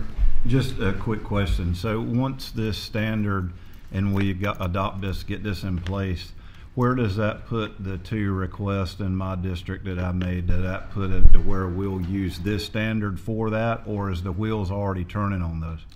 Well, we'll use this standard to kind of evaluate everything going forward. Okay, and then somebody can come back and say, this is where we're at with it. Okay. Because if the folks in my district that are watching tonight are probably going to ask me, now that we're talking about it, where that's at. Right. There is two that and everybody in my area, in that particular area, is highly interested in. So, thank you. All right. Council, any other comments, questions on 9.4? All right, so we have, again, our standard path forward. We can either, as a council, vote to approve these guidelines as presented this evening. There's a resolution attached. Or, given that this is the first time the council has actually heard this presentation, if it's the will of council, we can put it on the consent agenda for the next one, and then obviously the next one could be on the consent agenda as well. But what is the will of council? We have a motion to approve, or hearing none, I'll just assume consent agenda. Yes, ma'am. I would like to make a motion. All right, motion has been made to approve. Second. All right, motion's been made and properly seconded to approve the guidelines based on the presentation this evening and adopt the resolution as presented. We'll vote by show of hands. All in favor, please raise your hand. All opposed, same sign. Seeing none, motion passes. All right. So with that, item 9.5, Mr. Livingston. Okay, this is to evaluate a four-way stop at North Audubon and East Mulberry Street. We have evaluated the intersection per what we just talked about, per the sight distance and the traffic data. And I'll let Jonathan talk to you about what those, and some other issues too, is what that data point is. Yeah, so we had a formal study put together on this one, and that's what we based our guidelines off of. But so they went through, they did a full study, they did the traffic data or the crash data, they did the sight distance, and they did traffic counts and all that good stuff. They did determine that based on sight distance that it did require a four-way stop sign. This intersection was kind of interesting when we kind of went back and looked at it in 2010. The actual stop sign was on Audubon, and it got switched over to Mulberry Street, which was kind of interesting. But when they moved it to Mulberry Street, there was a light pole in the way, so they put the stop sign far back in front of that light pole. So I guess what people are doing is coming up and stopping at the stop sign, but they're not creeping forward and looking both ways, so they're just kind of blowing on through. But anyway, I'm surprised there hasn't been more crashes there than what has. But anyway, according to the sight distance, it did meet the sight distance requirement to put in a four-way stop sign. So this is the ordinance to, we're asking you to adopt the ordinance to put in a four-way stop sign at this intersection.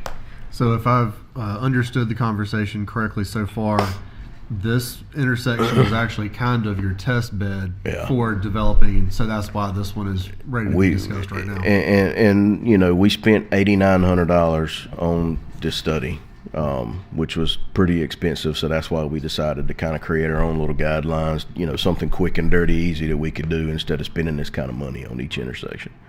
I like it. All right, council, comments, questions?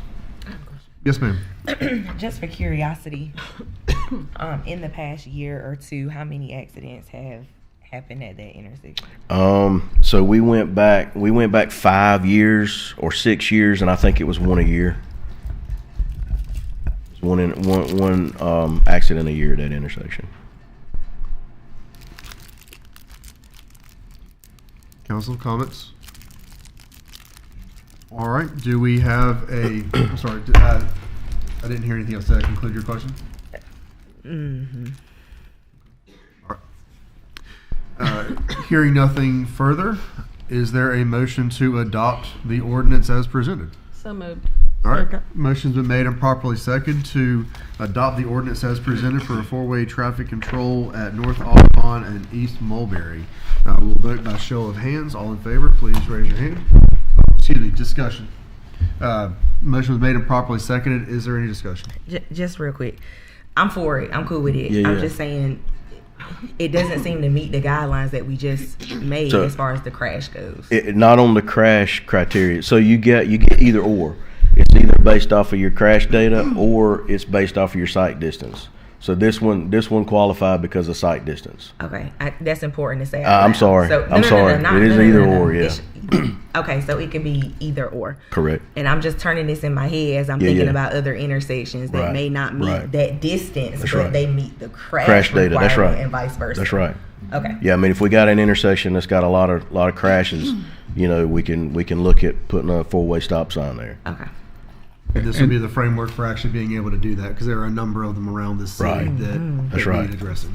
Yeah. And there's also the issue of traffic calming, which we looked at when we did the bike and ped plan, and it's sort of a theory that we haven't really gotten into the depth of that yet, of physical things that you can do to the road, like speed humps and things like that, four-way stops, the design of the road with curvatures and things like that are all valid traffic calming methods. So while it is, and we need to rely on data, there's also, as we develop new subdivisions, we have to think about, these are residential subdivisions. They're not speedways. Some of our system was designed in a grid, and it was designed to say, let's flow traffic through it. So you've got areas where you've got long stretches without a four-way stop sign, so it contributes to speeding.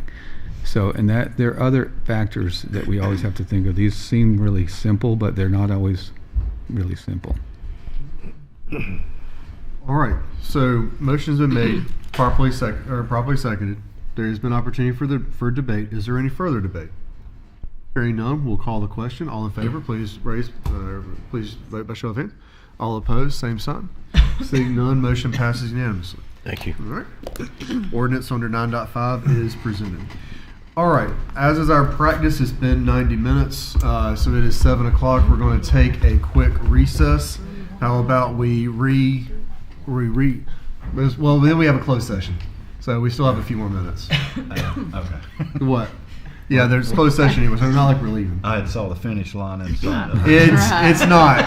The finish line is an illusion. Okay. But I do have a question. though. Yes, ma'am. Is it possible to go ahead and do this one because we have staff here that could go ahead and go home? Look, if council doesn't need it, I don't have to do it. No, I didn't say I didn't need it. I'm just saying because we have a staff person that's here waiting to present on this, can we go ahead and get them out of here and then Sure. we can still If council's good with it, then we'll roll I on. am. All right. I still want the breakdown. I hear that. All right. Well, then we'll finish item 9.6, and then before we do our reports and comments, we'll take a quick break, and then we'll be able to flow directly into closed session. That way, everyone can plan ahead. All right, Mr. Livingston, leaf and limb. Okay, thank you, Mayor. As the board recalls, we discussed this at our last meeting and informed you that we'd bring back some tweaks to the ordinance that we felt would be beneficial for helping us get back on track. We're not on track right now, and I've gone through the city and I see the areas that of concern, but I also wanted to validate what was going on, and I've seen it in several neighborhoods where contractors are leaving large amounts of debris that are well in excess of what our ordinance states that you can put out there. And so that is definitely a big part of what's going on here. And haven't been historically for years, we've just been picking up anything and everything in terms of leaf and limb debris. And I think it's catching up with us now. So I'll hand it over to Jamie, and he can address the tweaks that he's recommending in the ordinance. Good evening, Mayor, Council. Thanks for having me. Oh, it's also his birthday, so we That's can my sing birthday. happy birthday to him. Okay, you stole my thunder. I was getting ready to do it. Thank you. My daughters are glad I'm still having them. Yeah. We wanted to make Please a small keep that up. tweak. Yeah, we wanted to make a small tweak. And a truckload can be a lot of things. I mean, what kind of truck are we talking about? So looking at the size of our trucks, clearly, our biggest truck is not a truckload that I'm going to pick up at every house. I mean, that truck should pick up 30 houses. So we looked at 4 cubic yards, which is roughly 2 pickup truckloads, which is kind of a reasonable amount for somebody a single residential lot would create. Now, I know once in a while you're going to have that annual big cleanup, and it might be 5 yards or 6 yards, and we're still going to get that. But this is still a trend for us to start transitioning to get away from picking up commercial debris.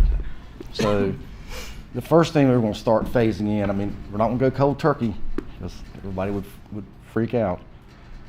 But we are going to, by the 1st of December, stop picking up commercial properties.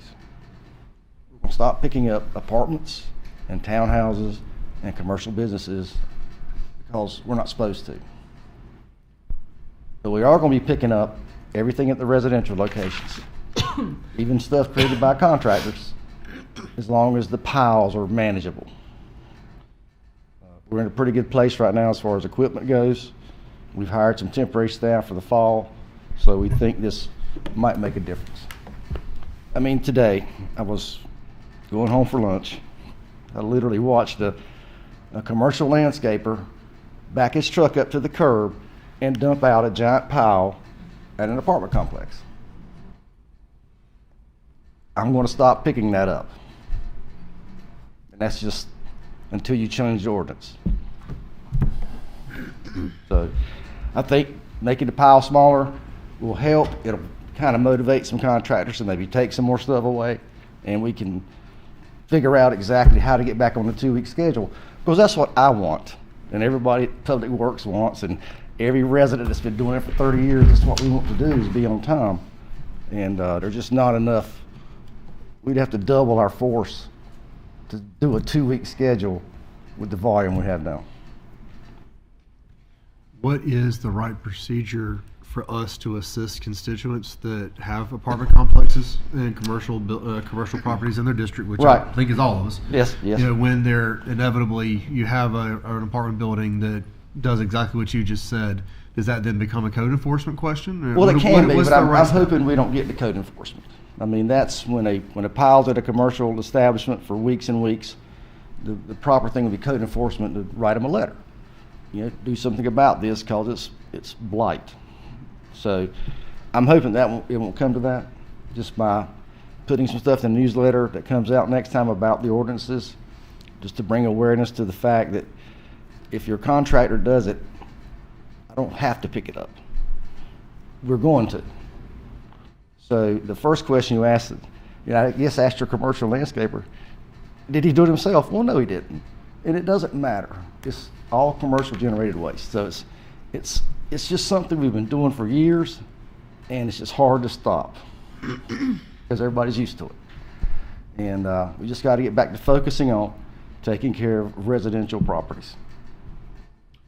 I do have a comment. Yes, sir, please. If we comment at this time. Sure. So, and I understand your problem, and I'm not saying that what you're saying is wrong. However, I will say that we're saying that we're not going to pick up any in townhouses at the areas, right? So I'm just going to use an area that I just rode past where there are actually homeowners who own those, who pay the same thing that we do as single family residents. Are we saying we're not going to pick up their stuff? Because I don't know who does their land work. I just want to be crystal clear. Because some townhome, they're the owners. They're not renting from anybody, but they actually own that. And I'm glad you brought that up, because that is that gray area. But it's really not gray unless the homeowners are doing the yard work. If this homeowners association's got a landscaper doing it, which I know they do, and they put it on the curb at Spence Avenue, I've been picking it up for 15 years. But I shouldn't, because it's a commercial contractor doing the work on commercial property. Because the townhouse owner owns his spot. He does not own the parking area and the common areas, so it's still commercial property.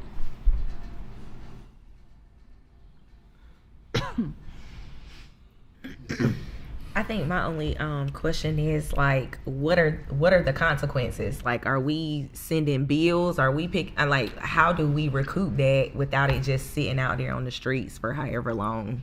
Well, you get a code enforcement, you get a ticket, eventually. Just like a abandoned house or cars in the front yard, it's an unsightly thing, and it might take months. Now, we also can start talking about us picking up commercial waste with a fee. Like we pick up appliances and couches for nothing. It's included every Wednesday. Just call and make an appointment. We may can evolve to call and I'll come pick up your commercial waste for whatever fee we decide to charge. That's where we're trying to move towards. Because we do that, but we don't charge people, and it all goes back to where we really need to be, is in eventually creating an enterprise fund for our solid waste. So we know what we're charging versus what it's costing us. We don't really know that right now. And making changes now is a good thing. Talking about coming up with the spring, the new budget, is if we're going to try to go to an enterprise fund, let's get these costs together. Here's what we can actually do extra, because we do have a lot of capabilities. We've been demonstrating. We pick up a lot of pounds, a lot of tons every month. We want to keep doing that. But I think with the information getting out, we can be more efficient. We can take care of who we're supposed to take care of first. And then we can start maybe expanding to some additional leaf and limb collection on a fee basis, like we take a dumpster somewhere for a commercial building.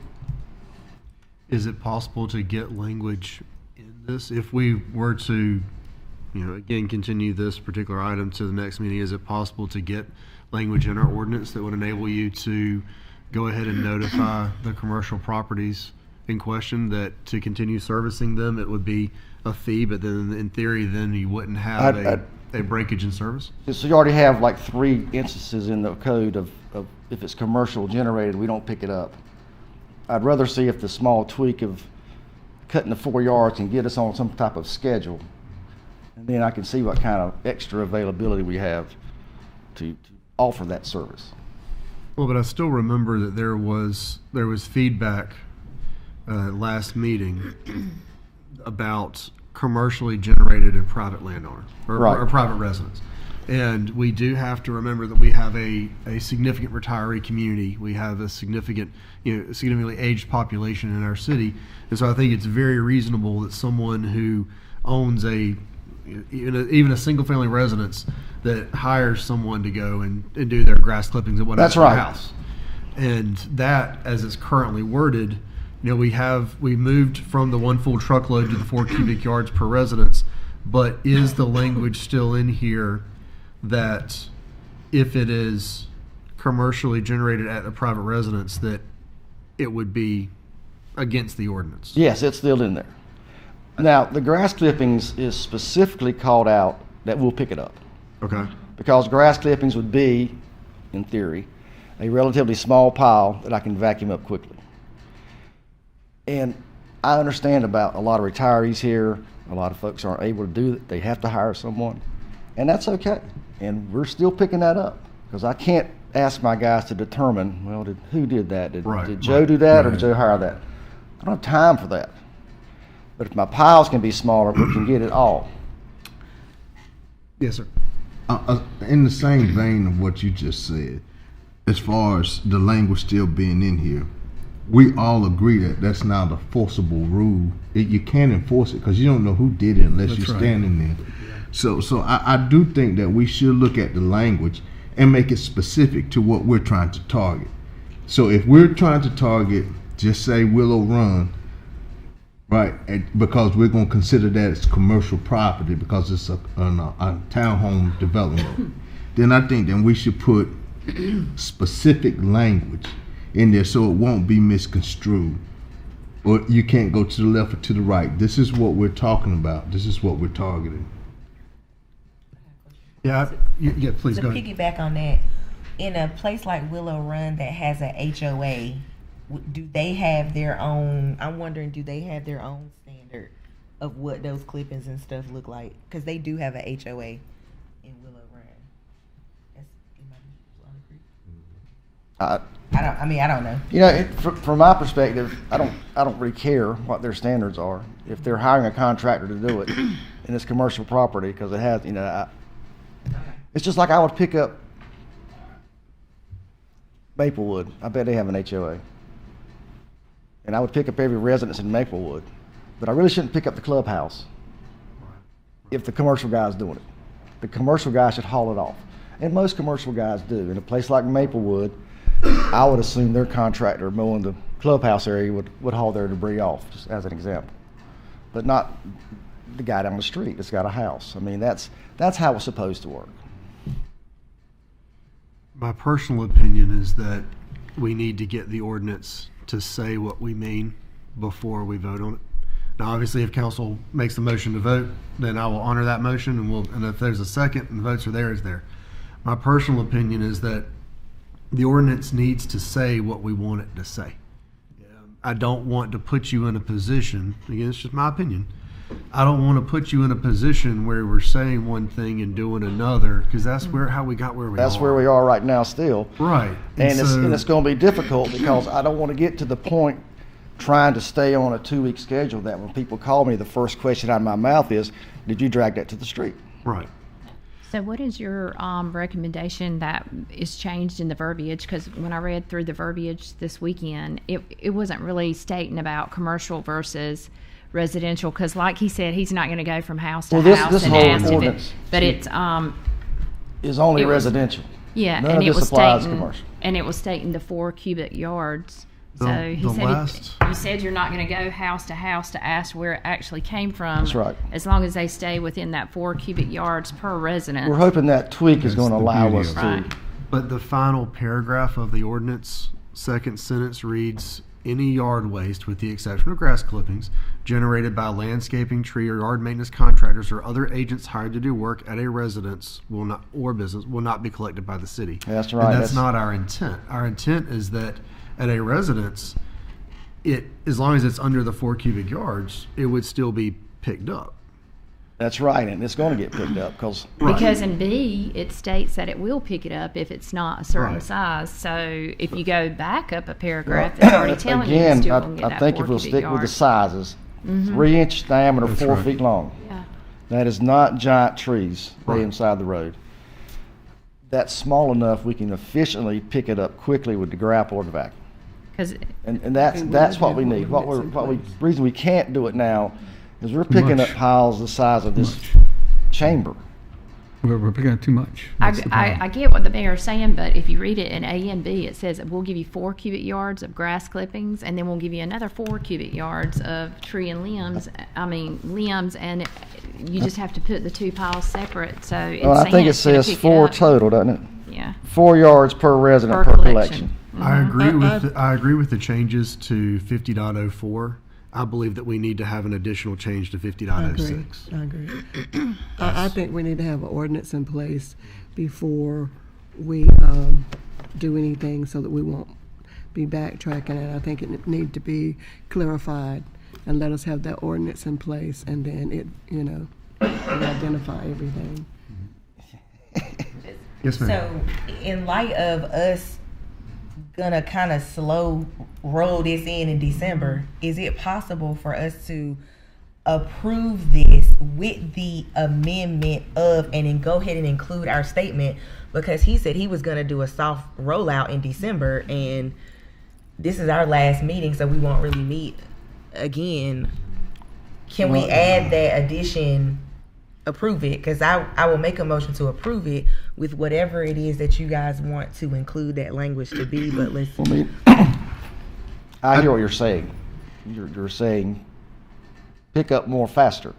No, what I'm saying is So I'm trying to figure out how to do that. An ordinance that actually says what we intend. Okay. Exactly. Right. What I'm saying is I want us to mean what we say and say what we mean. And right now, 50.06, as is presented to us this evening, is not what we intend to do.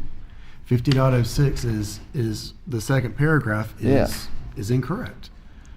Mayor, I think, that in light of what you're saying, I think if we follow our current ordinance and bring back a modified one, as you proposed, we can still kind of start catching up and bring back a modified one. Well, I think we'll need to tweak it several times. Right. But I would ask that we go ahead and approve this change just for the quantity, to try to get the pile smaller, and let's see if we can even get close to a 2-week turnaround. Because, like I said last time, it's taking us over a month to get through the city. And he did state that last time he was here, Mr. Mayor. But I do think that the one thing that I have heard from constituents out there on the ground is if we say that we're not going to pick it up twice a month, they're fine with us only picking it up with once a month, but let's just do it when we say we're going to do it. So if we have to cut back, I think the residents are fine with that right now. It's just that the inconsistency. I understand that too, and to go to a monthly schedule, I would say we could probably make less changes on how much we pick up if we do a certain. All the Monday trash, we do the first week of the month. All the Tuesday trash, we do the second week of the month. I mean, there's ways to schedule that. But we're still going to be at our limit just because of the volume that's out there. Sometimes it's 5 and 6 weeks before we get somewhere. I mean, we got to, and we can absorb these leaves right now because we got the people and equipment. But in the long run, we don't want to promise more than we can deliver, because the volume of landscape debris is never going to go down, really, because we have more and more landscapers entering the business. And when we pick it up, we're subsidizing them, so that helps them keep the price down to have more customers. So we're kind of shooting ourselves in the foot. But I think the problem, though, is, and I'm sorry if somebody else wanted to speak. You go ahead. I'll go. All right, go ahead. And then I think the problem is that most homeowners plan their yard work around when it's going to be picked up. So when it's not picked up, it doubles in size whenever you don't pick it up. So it keeps growing because you still want your yard maintained. So that's why I go back to its consistency. So if we're going to do it once a month, let's just, pick it up on a consistent basis, because the piles won't continue to grow because it sits there, because you can't get back to it because of the volume. Right. So, Jane, let me make this clear. For myself. So you're recommending that we approve this Yes. and then add And keep evolving it. I think it's going to take several steps to get and it tight like we continue to want it. amend it. Because we really, for us to take out the language that says contractor debris will not be picked up, before I can write that sentence, I've got to have some kind of confidence that I can do the job. So is it your plan that someone who has I'm just going to read the sentence again, has yard waste generated by a landscaping service at their house, once we vote on this, it is your intention that at a private residence, if a landscaper is trimming bushes, that's not going to be picked up by the city any longer? It'll be picked up. Then make the ordinance actually say that. Well, I mean, So does that not state that in 5.6? First of all, it states it in 5.4, and then if you go down to 5.4, the last few sentences, any yard waste, with the exception of grass clippings generated by landscaping, tree, or yard maintenance contract or other agents hired to do the work at a resident or business, will not be collected. So it's telling you it is going to pick it up, and then it also reaffirms that back in 5.4 that those yard clippings are going to be picked up. And Grass then clippings. it also, grass clippings. And then it also tells you in 5.4 it's going to pick up the limbs for a certain size, and then it reiterates it back down in 5.6. It reinforces it, saying that they just won't pick up those branches, limbs, whatever, if it is a contractor. So it's stating it in 5.4 and 5.6. Really what we're trying to evolve to, and I understand what you're asking me to evolve to, is where we have in our ordinances, I will pick up debris at somebody's house if a contractor did it. That's what you're asking me to. Now, to do that, we've got to kind of take some baby steps along the way. Let's make the pile smaller first and see how that affects our schedule. I mean, to do what you're asking, we may have to go to once a month pickup with the smaller piles, because we're never going to have fewer contractors doing yard work than we do today. It will only increase, as it has the last 20 years. So we got to set ourselves up for success and not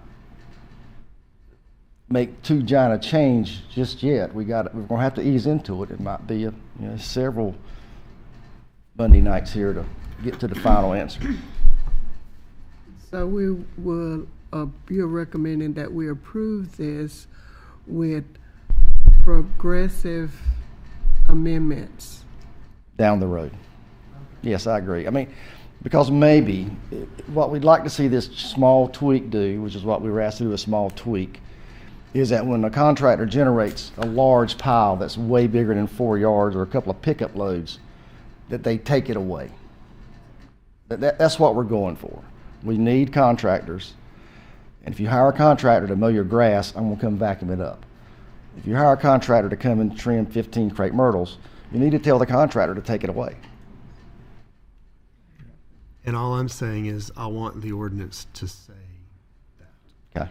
We'll work on it. And 50.06 currently contradicts that, because 50.06 says any yard waste generated by landscaping contractors or other agents hired to work at a residence would not be collected by the city. And that's not an accurate statement, because if it fits the other criteria as laid out in 50.04, your intent is for it to be. I think we can work on that language, Mayor, and bring it back. But we do need the tweak for the size so that we can start attacking the problem. I completely agree with the size, but I also made a commitment that I'm not going to ask you guys or Jamie, I'm not going to try to pass an ordinance that says one thing with the expectation of you doing another, because then you're caught in the crosshairs, because you said you were going to go and pick stuff up, but the ordinance blatantly tells you not to. Well, and we've only been doing this for 15 years, and so it's hard to, when you're providing a free service, it's hard to take it away. And so we've got to take it away gently and measured so we can, we want to do our job. We don't like the calls when you come in and get my yard waste. So we're out there picking up 1,000 tons a week. We want to be on top of it. And so we're trying to get to the point where we can do that with the resources and equipment that we have. Council, any other comments, questions? So, because I'm Go ahead. I get it, but I'm still kind of a little bit confused because we haven't really outlined exactly what we want it to do. I heard Matt say we'll work on it, but it's the council right now that's saying they're not happy with it as it is.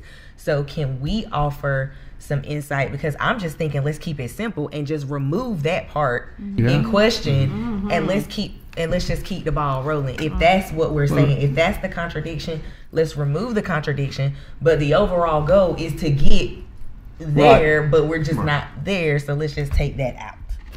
Yeah, and because if we remove those last two sentences, then it's already described to us what's going to be picked up in 5.4, which is the previous paragraph. That's my point, is that sentence, as I understand the conversation, that sentence is not the desire of council or what you have stated you intend that's to right. do. Well, we're not. That's what we're doing now. I mean, we're picking up every day. The majority of what we pick up is generated by contractors. So we just strike the So sentence just and strike the adopt sentence. it. That's all I've been trying to get to, Okay. is that sentence isn't.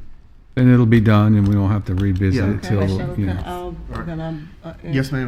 Go ahead. Okay, were you first? It don't matter. No, it don't matter. I was just gonna say, if we could make the motion to approve with the exception of that statement, you have to be clear on the statement because I'm not sure. I was moving that we strike, according to Robert Rules, we strike the part that we don't want. So it would be an movement. It would be an amendment to strike that verbiage out. It's just the second to last sentence. Yeah. So we'll make a of movement 5.06. to strike whatever you're saying out. The second sentence out. Again, it's just a conflict of laws. Okay, well, Like that'll help. That'll clarify it. Yeah, it's I move that we strike that verbiage out. all right. Second. All right. So, was your motion that they would approve the ordinances as approved? As I cannot talk tonight. That we approve the ordinances as presented with the modification of striking the sentence that reads, any yard waste with the exception of grass clippings generated by landscaping, tree or yard maintenance contractors or other agents hired to do work at a residence or business will not be collected by the city. Yes. Now, I still think we need to table this because you do intend, and I think council agrees with you, that we don't intend to pick up at businesses. That's what I was going to say. Right. That's correct. We don't intend to pick up at businesses, but I believe it's the will of council, and it's what you said is that we are going to still pick up so long as it's compliant at residences. Right. So what I would ask is that y'all take this back, and then we can have it on the consent agenda next time. But we've hashed out. We agree we don't want to do commercial services at businesses, but we have also agreed that commercial services that are otherwise compliant at residences are eligible for pickup. Yes. For right now. For right now. Okay. Is that what you're saying, Jamie? That's exactly what I'm saying, and I'm hoping that the size will make a difference. I'm just wary of taking out the contractor-generated debris because I just think I'm going to see the volume get even bigger, and it's going to be 2 months to get across the city. I'm hoping that's not the case, but I'm just. So then we're giving the contractors that are hauling it off now the green light to dump it in the yard tomorrow. So instead of 4 cubic yards, you want to make it a smaller number? Well, no, because then it's too small. I mean, I can generate 4 yards on a Saturday easy. I mean, and you get you rake up a pile of leaves and cut a couple of bushes, you got a pickup load. So it's really not about the size. It's about all those loads that would be compliant that are being hauled off by contractors are now going to be left on the side of the road. So we're going to have more volume just more piles that are compliant. That's what I'm afraid of. But we can try it and see how it goes. I mean, all I can promise you is we're going to pick up all we can pick up every day. Go ahead. Yes. Sorry, Ms. Taylor, and then Ms. Matthews. My question is, I know he mentioned putting it out like in our water bill, but how are we going to get this out quickly? Because we're going to have an issue with starting this new thing and no one's going to know. So, I mean, are we going to put out like a blast on our website or? Yeah, Latoya said she would help me with disseminating the information. We can put it on the website immediately. It's just a small change, and really, we could follow the ordinance for now. Yeah, that's right. That would solve the problem. Put the ordinances out there, and really, we're, a lot of this is self-inflicted because we haven't been following the ordinance. Instead, we've been just trying to pick up everything and anything, and in doing so, we've fallen behind. And our volume's increased as he's demonstrated, so we have to follow our ordinance to see how that works. And plus, this tweak of lowering the volume is going to help us too. Then lower the volume and then say larger loads by schedule only or something. Well, I opened up a can of worms here because you were standing there saying that you had no way of truly identifying if a pile in front of a residence was commercially generated or homeowner residence. That's right. I don't want to put a law on the books that is unenforceable. Well, I mean, but I can't identify. But I can't identify if it's 4 cubic yards or not. Right. I can measure that, and I just think if I get the pile smaller, reasonable, that a resident would create, we can be back to the 2-week schedule. Now, when we take out this contractor generated debris, where that means no contractor in the town is going to haul it off. We might do this and be back to a 1-month schedule. I mean, something we could schedule, but it's still going to be the same volume. Then this conversation should have began with you saying that the goal is to get away from servicing residentials that are also serviced by electric. Well, we don't want to get away from that. We want to get to that.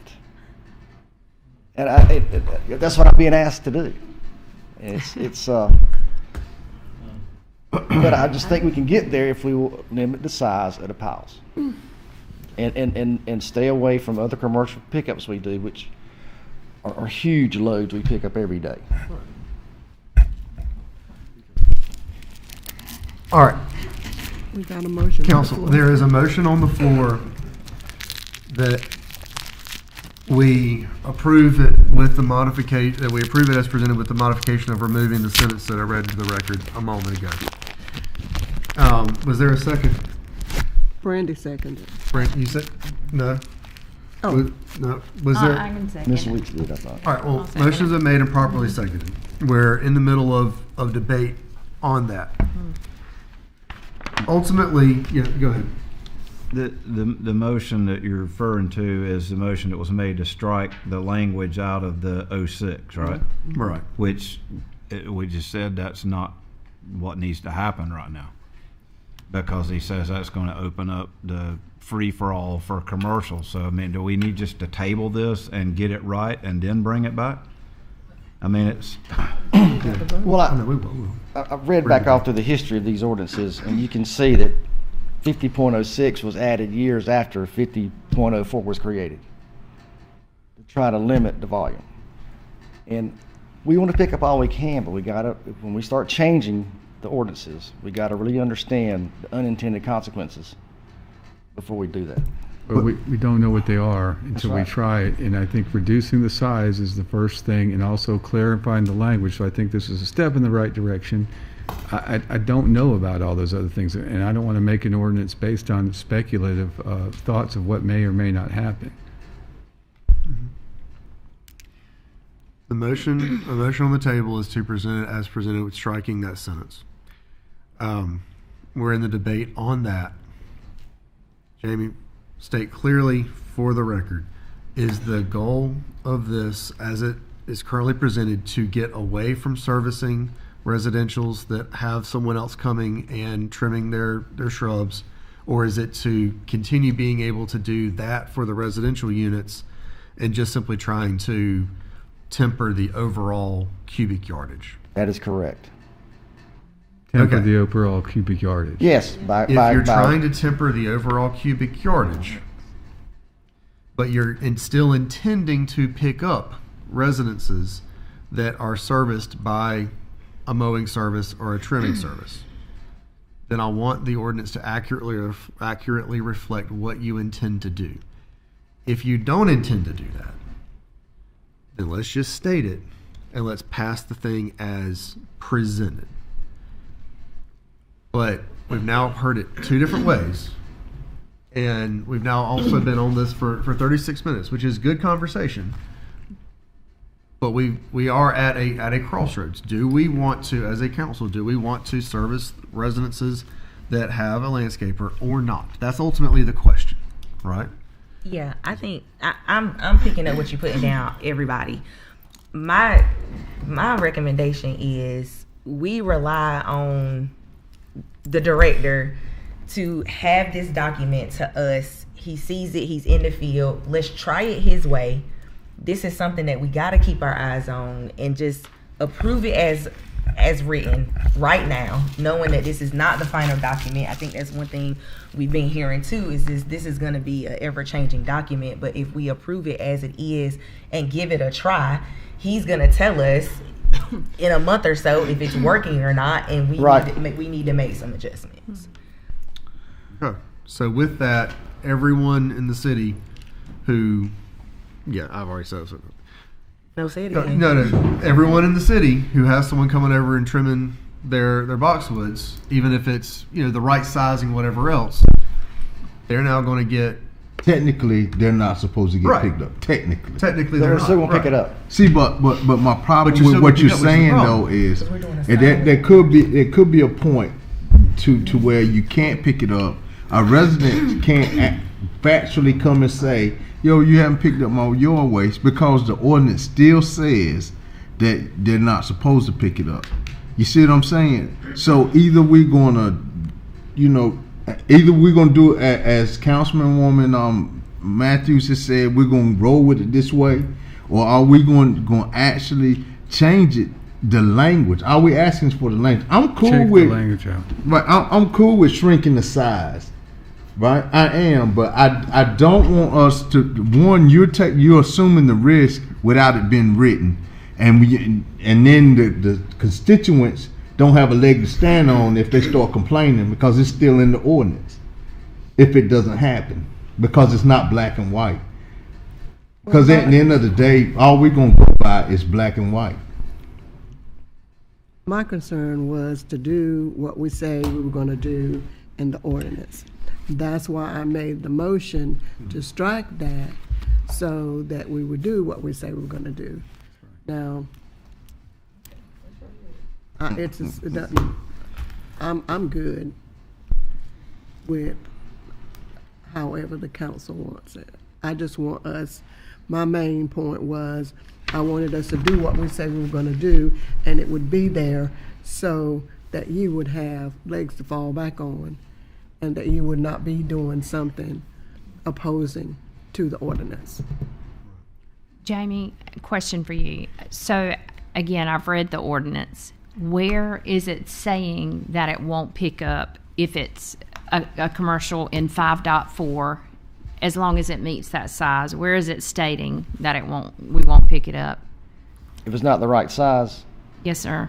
In 5.4. Because I'm just trying to it's- make sure I'm understanding correctly what verbiage that they are wanting changed. If we take out those last two sentences, I'm trying to understand it myself, because 5.4, it doesn't say. 5.4 number B. Okay. Limb shall be maximum 3 inches diameter, 4 feet in length. Okay, and that's all it says. That's the size. It's That's not right. telling me you're not going to pick it up if it's a commercial individual. That's why you have the 5.06, the limitations on collection. Right. But it also says, trees, stumps, branches larger than that must be disposed of by private means. So if we can So size works, and it's not stipulating that it's not going to be picked up if it's a commercial. So I'm just trying to figure out why the verbiage for this right now is not working for him to proceed and then bring it back if it needs to be revised. Because if right tomorrow, if I hire a commercial individual to cut my trees, as long as it meets the stipulations that are written in there and that 4 cubic altogether, it's still going to be picked up. So I'm not understanding. But technically, if somebody else does it, if a contractor does it, technically you're right. It's 5.6 is the catch-all. But if we remove those sentences right there, That's right. That's then removing the it's fine to go. sentences. We fixed it. Yeah, if we remove the sentences. Well, he has it is fine to go, but the problem is I have to go make it go. Yeah. I have to go pick it up, and I don't know if I'm gonna have more volume to pick up or Well, not. Jamie, we don't know that, but that's what we got to go. We got to start somewhere. All right, so we have a motion on the table. We have a second.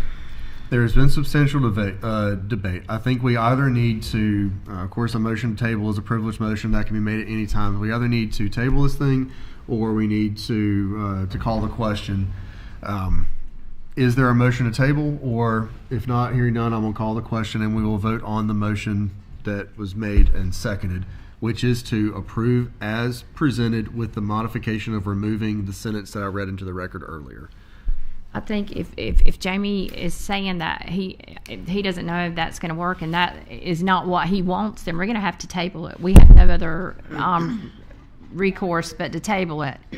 So I take that as a motion to table? Yep. Second. All right, motion to table and a second. Is there any debate?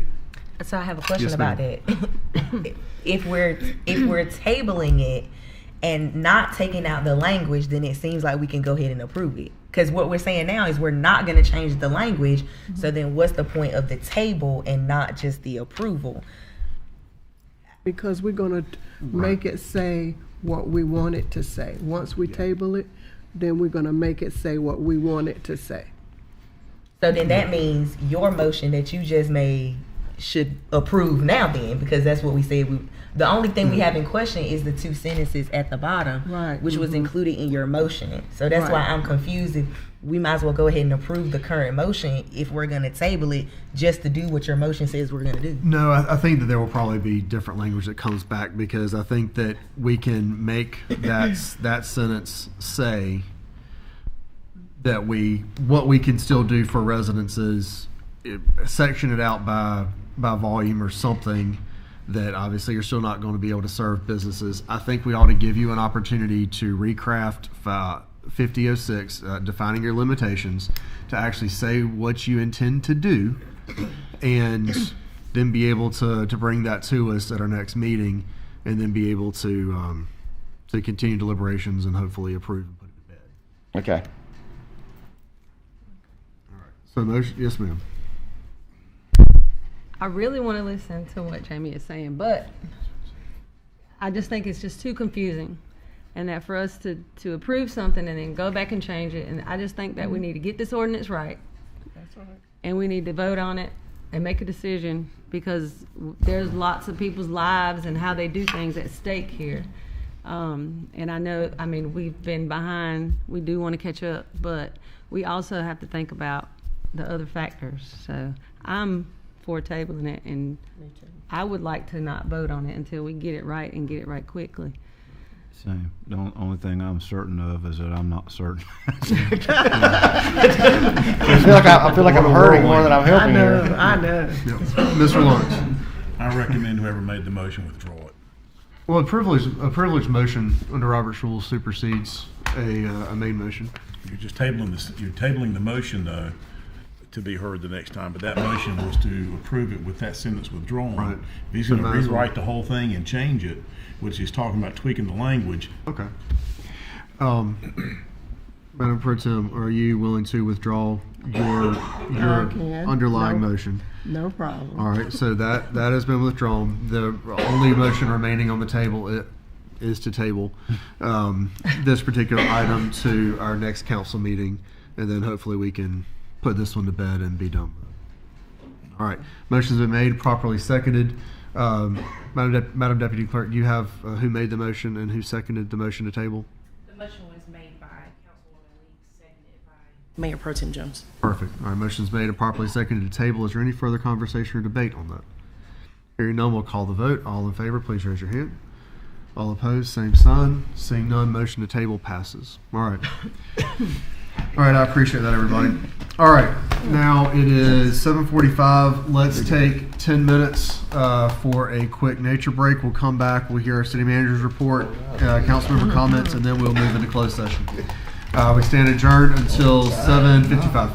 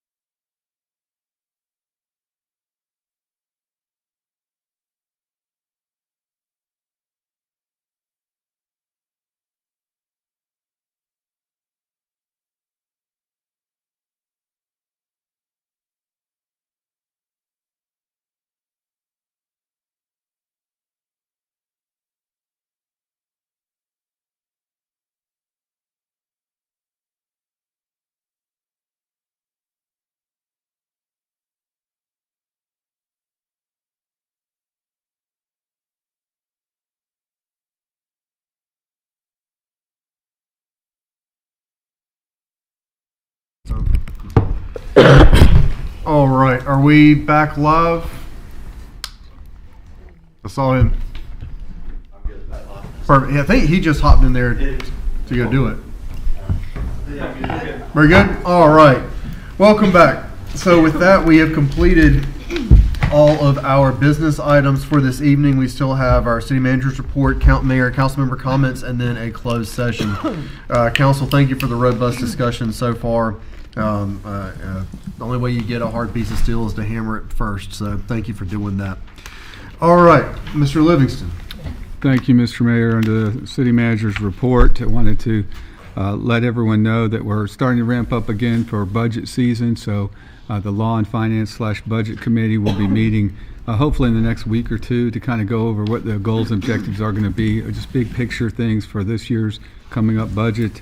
We'll also have the audit presentation coming up in December, so a lot of things there. We'll also be presenting a CIP. So all these things we're doing in advance of a lot of the major budgeting process so we can make better decisions or more informed decisions going forward. Additionally, as we've been working on this goal, we've made an offer and she's accepted. We have a new assistant city manager. Her name's Kelly Ann Williams. She'll be starting December 10th. She has worked for several people that have worked here before, like Miss Tasha Logan Ford, who recommends her highly. Also Carl Rees, who's someone that I've worked with as the Economic Development Director, and she's also worked for Roger Lentz, who's the city manager in Wilson. All of them highly recommended her and said this is a hire you should make. So, and also she was one of the top 3 candidates on the scoring within the Development Associates candidate pool. In her role as Assistant City Manager, she'll have Development Services, Downtown Development, Parks and Recreation, Travel and Tourism paramount. She'll also be our point of contact for economic development issues within from the manager's office with the WCDA, and will be responsible for implementing the business development plan. And finally, she'll be our grant management coordinator. So that's pretty much my report for this evening, Mayor. I'll entertain any questions if there are any. Event Center. Oh, yes. I'm thankful for reminding me of that. We have a event that we are helping to facilitate. We're not really directly involved in it, but this is a free turkey drive. I would say that Congressman Davis is working with Butterball and also the Military Affairs Committee to initiate this free community drive for free turkeys and sweet potatoes. But the first 2 hours, it starts at tomorrow at 10 a.m. to 12 a.m. at the Goldsboro Event Center. They'll be giving away turkeys in a sort of a drive-by situation. You get your turkey and your sweet potatoes, and then after 12, it'll be open to the community until supplies last. And the first 2 hours, active duty with an ID, active duty with an ID, and then after 12, it'll be open to any members of the community. Perfect.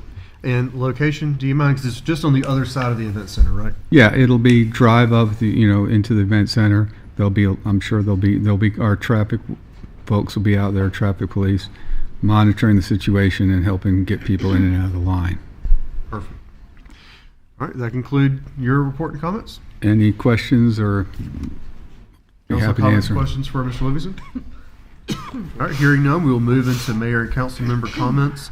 It is the second meeting of the month, and so as is practice, we will hear comments from Councilman White, if he so desires.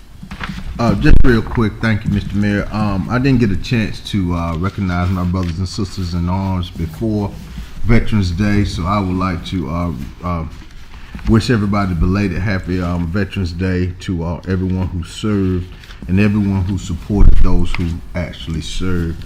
I would like to bring to attention to the council. I would like to have somebody do a study on the accidents at corner of Collier Best and New Hope. There's been 5 since January, and that's without the gas station being open. So, and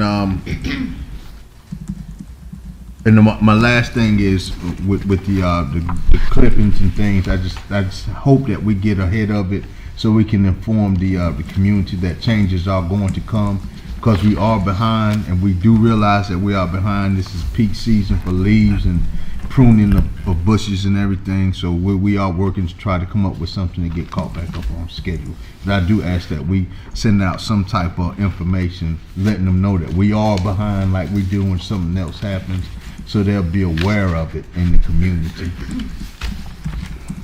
That's all I have. Councilwoman Weeks? I wanted to publicly thank Mr. Lopez and Mr. Pollock with the Code Enforcement Office. They have just really been very helpful in getting some situations in District 5 cleared up and making a great impact. As a matter of fact, that was a phenomenal story. If you get the New Old North, the article they did on Mr. Taj Pollock this week was just very informative. And also, Mayor, I was with Commissioner Wayne Acock and his family earlier, right before I came to the meeting, and I did tell Miss Linda and the children that we would just ask our city to be in prayer for that family in the coming days as they walk everything out. He has definitely been a true servant, served the Nahana Fire Department for over 52 years, and then I think he served our commissioner since 2012, I think. So it goes back way back. Just a true public servant, and so I love him and that family. So I just wanted to mention to keep that family in your prayers in the coming days. No comment. Yes. First, I want to talk about the safety in my district and thank some people. I want to thank the Goldsboro Police Department for making sure we've had some heavy-duty trucks to go through the north end, and that really damages the pavement, the roads that go through there in our neighborhood, in our community. And they have really been vigilant in making sure we have a sign up there that they're supposed to stay on the main highway, but we've had about 4 or 5 trucks going through there, and I want to really thank the Goldsboro Department for helping us with that. Also, the fire department in District 1, we've had some fires, and I really want to commend the fire department.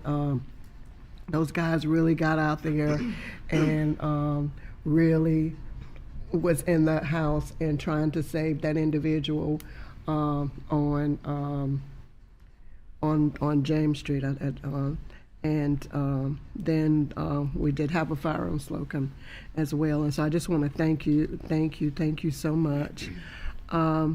Also, Matt, I cannot remember, because I'm on the safety part, we did talk about, I had some concerns about the railroad track. There was no arm rail on Carolina and Georgia. What did you tell me? So we have to get DOT approval for that, and DOT, we would have to fund it ourselves, and DOT's still evaluating that. Okay, because I'm really concerned because there are kids over there, and I'm pretty sure that they can hear the train, but there are kids. And then we did have an incident where someone was hit by a train because there was no train arm. So I just wanted to kind of take a look at that. And I apologize, I could not remember what you said to me. So I also would like to, during the holidays, Thanksgiving and Christmas are really difficult holidays for a lot of people, and we have a high volume of suicide, and I want you to just please check on your family, check on the elderly, and if you can, adopt a grandparent. I don't have one, and so I've adopted a grandparent, and I know she's already tired of me already, but try to do that and stay safe. I also would like to thank Miss April Choice for helping me with the young lady on Center Street and getting some information about housing and tiny housing, that, and also helping me with the information over there on Mulberry for that lot. So I like to thank everybody that really helps me, but those I just picked out because those. So, thank you. Thank you. Councilwoman? I just have a few people I'd like to mention and give some thanks to. So for Matt and Jonathan, I just want to say thank you for, from the moment I mentioned that some constituents had been complaining constantly about Audubon and Mulberry, they got right on it, came up with some solutions. And from then on, I see that myself and other council members are realizing that all-way stop signs or four-way stop signs are probably a good thing in a lot of places. In my neighborhood watch, we have a saying that if you see something, say something. So with that saying, I'm going to ask anyone in District 3 and the residents of Goldsboro that if you see something, say something. It doesn't necessarily just go to crime, but it also goes to things that are going on in your district and things, because we can't see everything. So a lot of times I ride around my district and I look for stuff and I report or try to find solutions to things that I do know about. But then here comes someone telling me that there's this issue here, and I would have never thought about that if it wasn't for the constituents and the residents that bring that to our attention. So I just want to thank you to the residents that love Goldsboro, love this city, and bring things to our attention so we can help make this a better place to live. I also want to give a thanks to code enforcement and to Taj Polak, because as I am riding around the entire city, I'm noticing improvements everywhere. Our city is becoming even more beautiful, and I do appreciate it. So those are my comments. Councilman, floor is yours. Okay, a couple things. I'd like to say thank you to everyone that come out and participated in the Veterans Day Parade and those that were responsible for putting it on. It was a wonderful event. I was happy to attend. I know I saw the mayor was there, Mayor Pro Tem, Councilwoman Weeks, our manager, Matt Livingston, was there, and there might be a few others if I overlooked, but I know we were all in that wind together, and it was a little chilly, but it was well worth it, and it was a good event. A couple things to touch on traffic-wise, as Councilwoman Taylor mentioned, I'm about traffic and things that's being reported to her. I'm happy that we're moving forward with this ordinance and stuff that we have got the ball moving with tonight about being able to evaluate intersections properly for a four-way stop. Because I've got two in my district that I mean, it's just like a drag strip between Elm Street and Ash Street on Claiborne and Best Street. And it wasn't just a few weeks or so ago, I got photos from a constituent over there that someone had ran the stop sign and the vehicle had overturned and ended up in their front yard. So I know that those two streets are two that I'm looking forward to being able to apply these standards to and see if they will warrant something to where we can slow traffic down over there. Next traffic related thing, I wanted to give everyone an update on the Berkeley, Central Heights, Royal Avenue project that's been going on. As we all know, we've been waiting for this project for 20 years now to finally happen, and now it is. But in the middle of all of that and construction, there's always folks that's frustrated. We all know what we went through with William Street and having to wait through that. But the good news is that yes, Berkeley has been frustrating, and I've gotten several folks in that general area ask me for an update, and the good news is the end is near. And I spoke with the resident engineer for Goldsboro actually this afternoon. I've been trying to make that connection for a week or so and got some real-time update information I would like to share with everybody.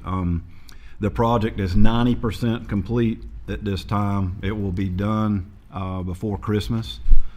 The Berkeley portion of that project will be finished up next week, so far as the pavement being done, striping being done, and the traffic light will become operational next week as well for Fallon Drive, the new traffic signal at Fallon and Berkeley. So the Royal and Central Heights pieces will be done this week. So things are really fixing to wrap up, and I know it's been frustrating over there, but just like with William Street, when it's open and done, then all is well, and we've been waiting for this for decades now. So I'm happy to know that it's fixing to be complete. I just wanted to share that with everyone because I know some of the other council members have gotten inquiries from their constituents as well. Last but not least, to piggyback on what Councilwoman Weeks led off with regarding this Wayne Week article last week that detailed and went into some detail regarding the effort that's being put into taking care of some blight and housing demolition and that's being done. And I was happy to see that article and go into the specifics that far, because the first step in that process was this council putting their foot down when we got elected and saying we're ready to clean up this city. And then the things that happened after that, one of which was Councilwoman Taylor advocating for us to put into the budget and hire a minimum housing officer, which we all know our minimum housing officer is former council member, former Mayor Pro Tem Taj Polak. He's doing a phenomenal job, as has been pointed out already. And I think it's also important to point out, and he and I have had this conversation months ago, about the money that we're saving as a city by him being able to get voluntary compliance on properties that so when we allocate money for demolition, if he's able to get voluntary compliance, then that's money we can spend somewhere else. And I know one of the first ones he got voluntary compliance on, which I'd been fussing about for a while, it seemed like it was going to, the tab on it was going to be like 40 grand to get it tore down. Well, he was able to get voluntary compliance on that. So for 40 grand, we can tear down one or two more with that money. So the point of that is just again to congratulate and really send a shout out to that department, and then particularly to Taj Polak in that regard, because it's the money he saved this city is up over six figures. I mean, I know just two I can think of that's over $100,000. So I mean, it's probably $300,000 by now. But that's money that directly he's saving this city by him being in that position and us hiring a minimum housing officer. And not only did we hire one, we've hired one that's doing a phenomenal job. So that's all I have on those three subjects. And to end with, as always, thank you to all our hardworking city employees, our staff. Every one of you are valued and appreciated. Thank you, Mayor. Thank you. The point about code enforcement being just an absolutely critical piece of what we have to do. We've had a lot of fires lately. A number of the fires have been vacant properties. Not all, but a number have been. And the work that goes into trying to secure those properties and bring them hopefully back online as residences and businesses and other things is a very intentional thing. You know, we have to get these structures secured. Otherwise, you end up with with additional fires and things as folks are looking for shelter, which also leads me to the need for shelter and the need for services this time of year. The City of Goldsboro is fortunate to have a number of organizations that do try and support our community and those that often are unseen as we get into this time of year. Organizations like Fort A Movement, like Cry Freedom Missions, like Tommy's Foundation, like Fordham House. I mean, they're just, and I'm obviously not listing everybody there, but just an incredibly generous community. This time of year, if you're looking for a place to go and figure out how you can volunteer, how you can help turn the tide in your community, start with organizations that are very deliberately trying to house and help folks get into better spots as they go into this time of year. To Commissioner Wayne Aycock and his family, my sincere condolences on what appears to be the inevitable, and God knows I'm grateful for the time that he has spent talking to me over the years. he was one of the first people that made the point to me that farmers understand seed corn and communities have to understand kids, because kids are your seed corn for your next generation. And he's right.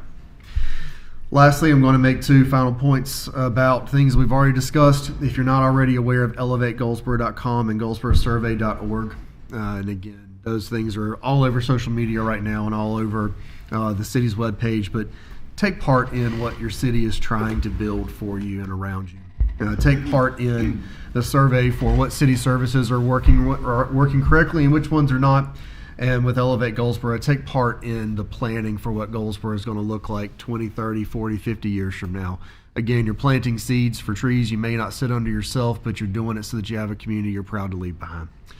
So with that, I will stop. Well, yes, ma'am. I am so sorry, but I do need to say this.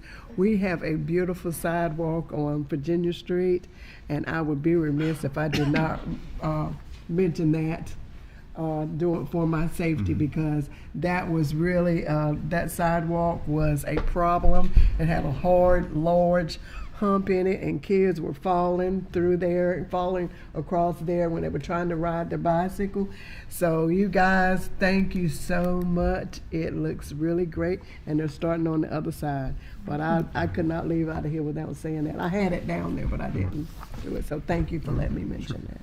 All right, so with that, it is time to move into a closed session if it is the will of council. I know there are items to be discussed. Mr. Lawrence, the subject matter would be? Property acquisition, okay, personnel, and litigation.